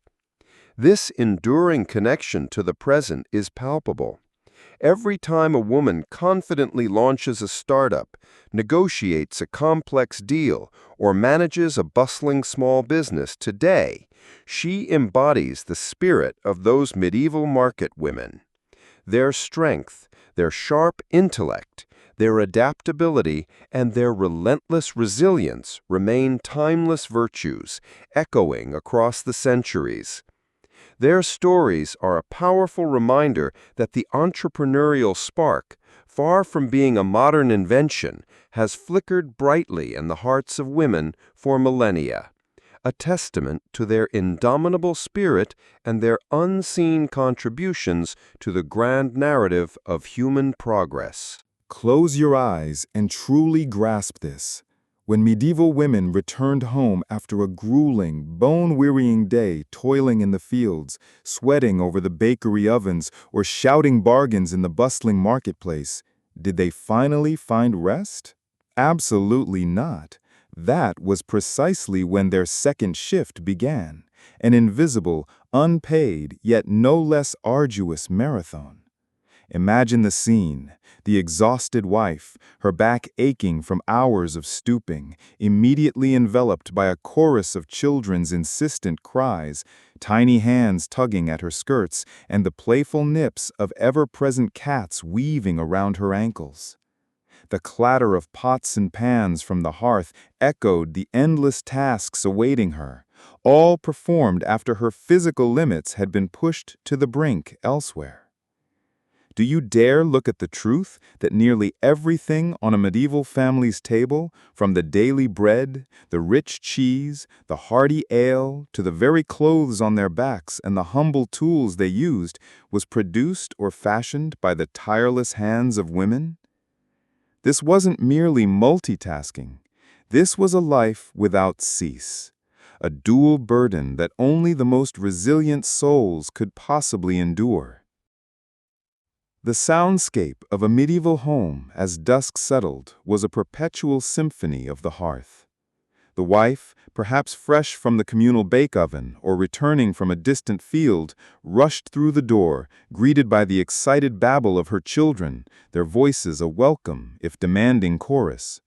Without a moment's hesitation, her hands, still stiff from external labor, moved to rekindle the dying embers.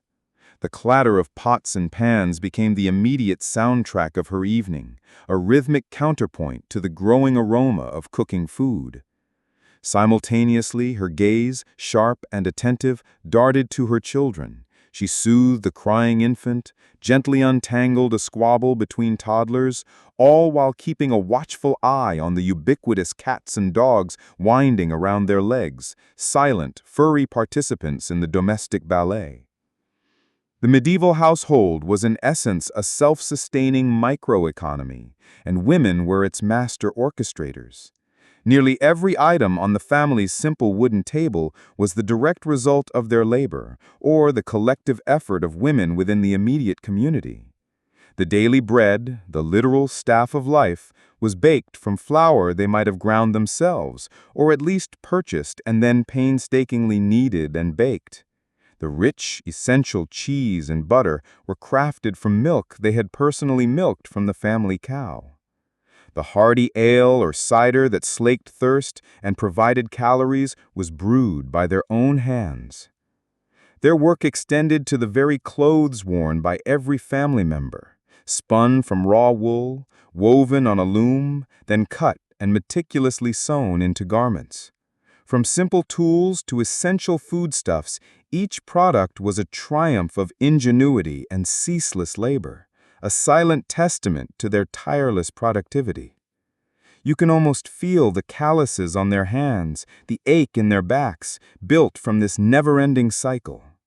Have you ever felt utterly exhausted, wanting nothing more than to simply collapse, yet found yourself rising again, compelled by the knowledge that waiting eyes depended solely on you?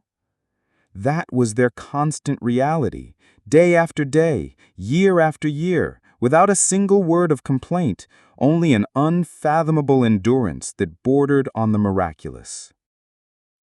They lived in a world without digital planners, without smartwatches, without fixed schedules dictated by the precise tick of a clock. Yet these medieval women were unparalleled masters of time management, the natural timekeepers of their households. From the first blush of dawn, signaled not by an alarm, but by the insistent crow of the rooster, to the deep quiet of night, illuminated by the silent ascent of the moon, every precious minute was meticulously utilized, not a single moment allowed to drift into waste. Their days were a complex choreography of efficiency, an organic flow of tasks dictated by the rhythms of nature and the demands of their families. Consider the sheer breadth of their managerial duties. Laundry, a laborious process of boiling, scrubbing, and wringing, then spreading clothes to dry, their very survival dependent on the whims of the sun and wind. They would harvest vegetables from the small family garden, tending to its needs as carefully as they nurtured their own children. The care of small livestock, feeding chickens, collecting eggs, tending to a sow and her piglets, fell squarely on their shoulders. preparing complex, multi-course meals for a large, hungry family, often requiring long hours of simmering and stirring over an open fire, was an everyday feat. And then, the constant, never-ending battle against dirt and disorder. Sweeping hearths, scrubbing wooden floors, and generally maintaining a semblance of order in often cramped, smoky dwellings. All these countless unnamed tasks were orchestrated with astonishing logic and seamless efficiency, a testament to their innate organizational genius. Beyond mere task management, they served as the primary educators and vocational trainers for the next generation. From an early age, the small hands of girls became accustomed to the feel of a milking pail, the delicate touch required to pick herbs, the precise art of preparing ingredients, or the rhythmic spin of raw fiber into thread. Children weren't just dependents, they were active apprentices, learning directly from their mothers within the living, breathing context of daily life. It was a school without walls, where lessons were passed down through generations, not through formal instruction, but through concrete tasks, concise verbal guidance, and, most powerfully, through constant observation. The very fabric of their future was spun by their mothers' hands. This relentless toil exacted a heavy, often invisible toll on these women's health and longevity. Their lives were a relentless gauntlet of physical challenges, ceaseless overwork both outside the home and within its walls, compounded by frequent childbearing under the most rudimentary medical conditions imaginable. Imagine the sheer, unremitting pain after childbirth, only to be forced back into arduous labor within days or weeks, the body still raw and unhealed. Their diets, often meager and lacking essential nutrients, further exacerbated the toll on their bodies.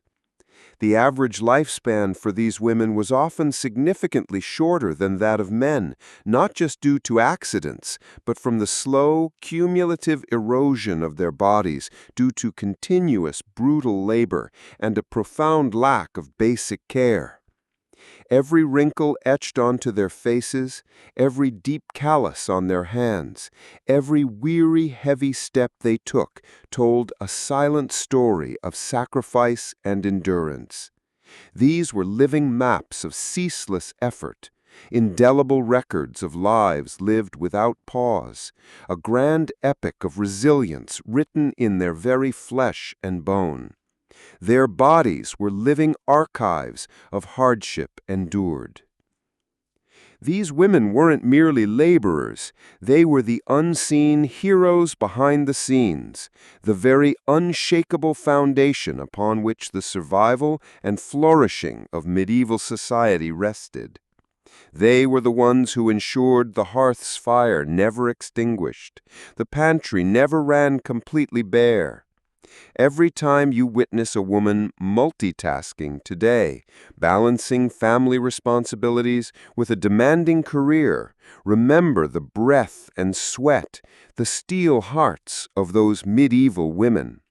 Their contribution is an invisible inheritance, yet profoundly powerful, touching our lives in countless inspiring ways every single day.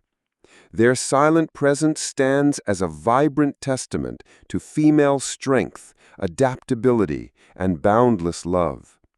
Their power isn't confined to the dusty annals of the past. It's a flame that still burns brightly within each of us, a powerful reminder of the latent strength residing in every woman. It's an ancestral whisper urging us to recognize our own capacity for greatness. So the next time you feel overwhelmed by the relentless demands of modern life, pause. Listen for the faint clatter-clatter of pots and pans from hundreds of years ago. You will undoubtedly hear the powerful story of unfathomable courage, profound sacrifice, and boundless love from women who lived a two-sided life, yet achieved immeasurable greatness. What other silent sagas of female resilience do you think lie woven into the very fabric of our shared human experience, waiting for us to uncover their profound wisdom and draw strength from their enduring legacy? Can you feel it? The unyielding strength of medieval women isn't just a relic of the past, it's a vibrant current surging through our very veins.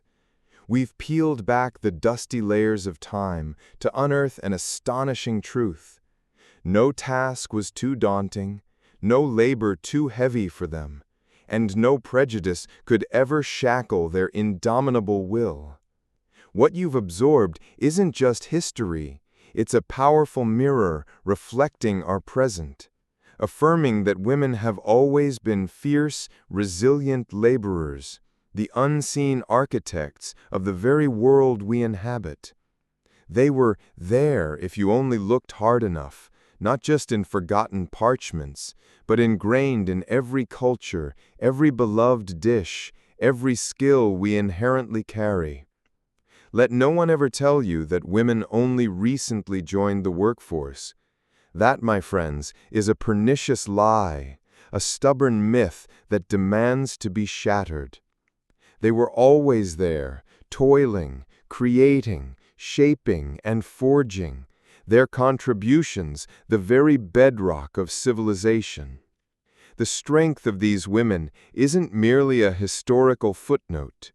It's an eternal wellspring of inspiration, a flame that continues to burn brightly within each of us. Think about it, the unwavering resilience to face down a plague, the sheer resourcefulness to turn scraps into sustenance, the astonishing multitasking required to manage a farm and a bustling household, and the unyielding spirit to overcome adversity. These are lessons from medieval women that remain profoundly relevant in our hypermodern world. You can see this very spirit mirrored in the bold entrepreneurs of today. Women who shatter glass ceilings in boardrooms and beyond.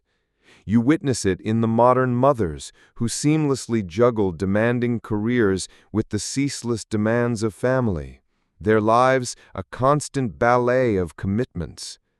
And you absolutely feel it in every woman who dares to venture into fields traditionally dominated by men, carving out her own space with unshakable determination.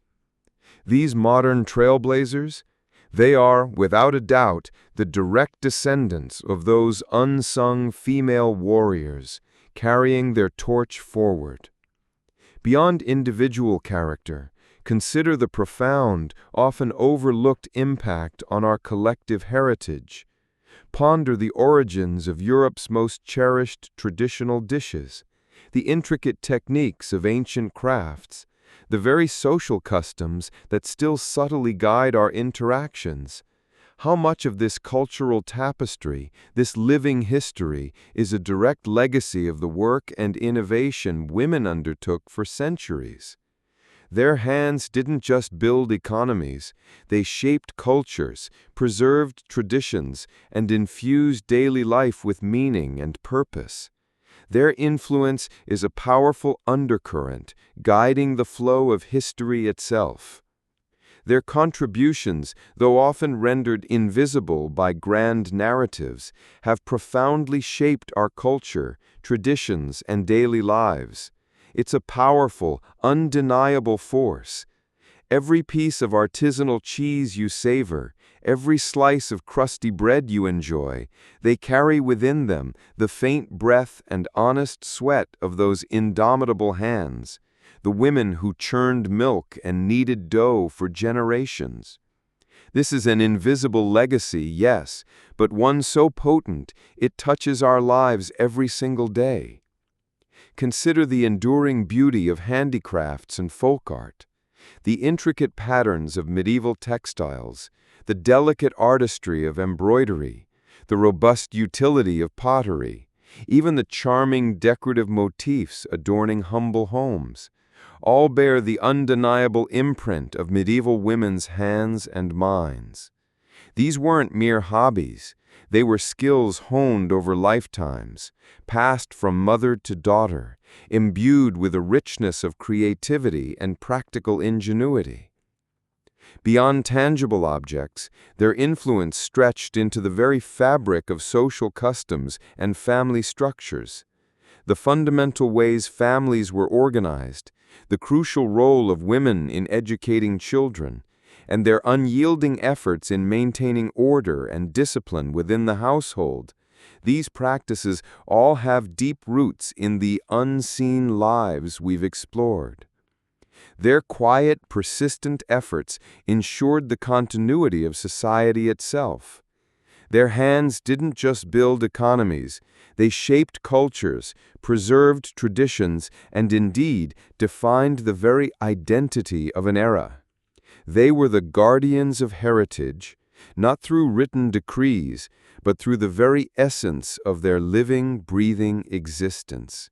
What a magnificent and underappreciated legacy.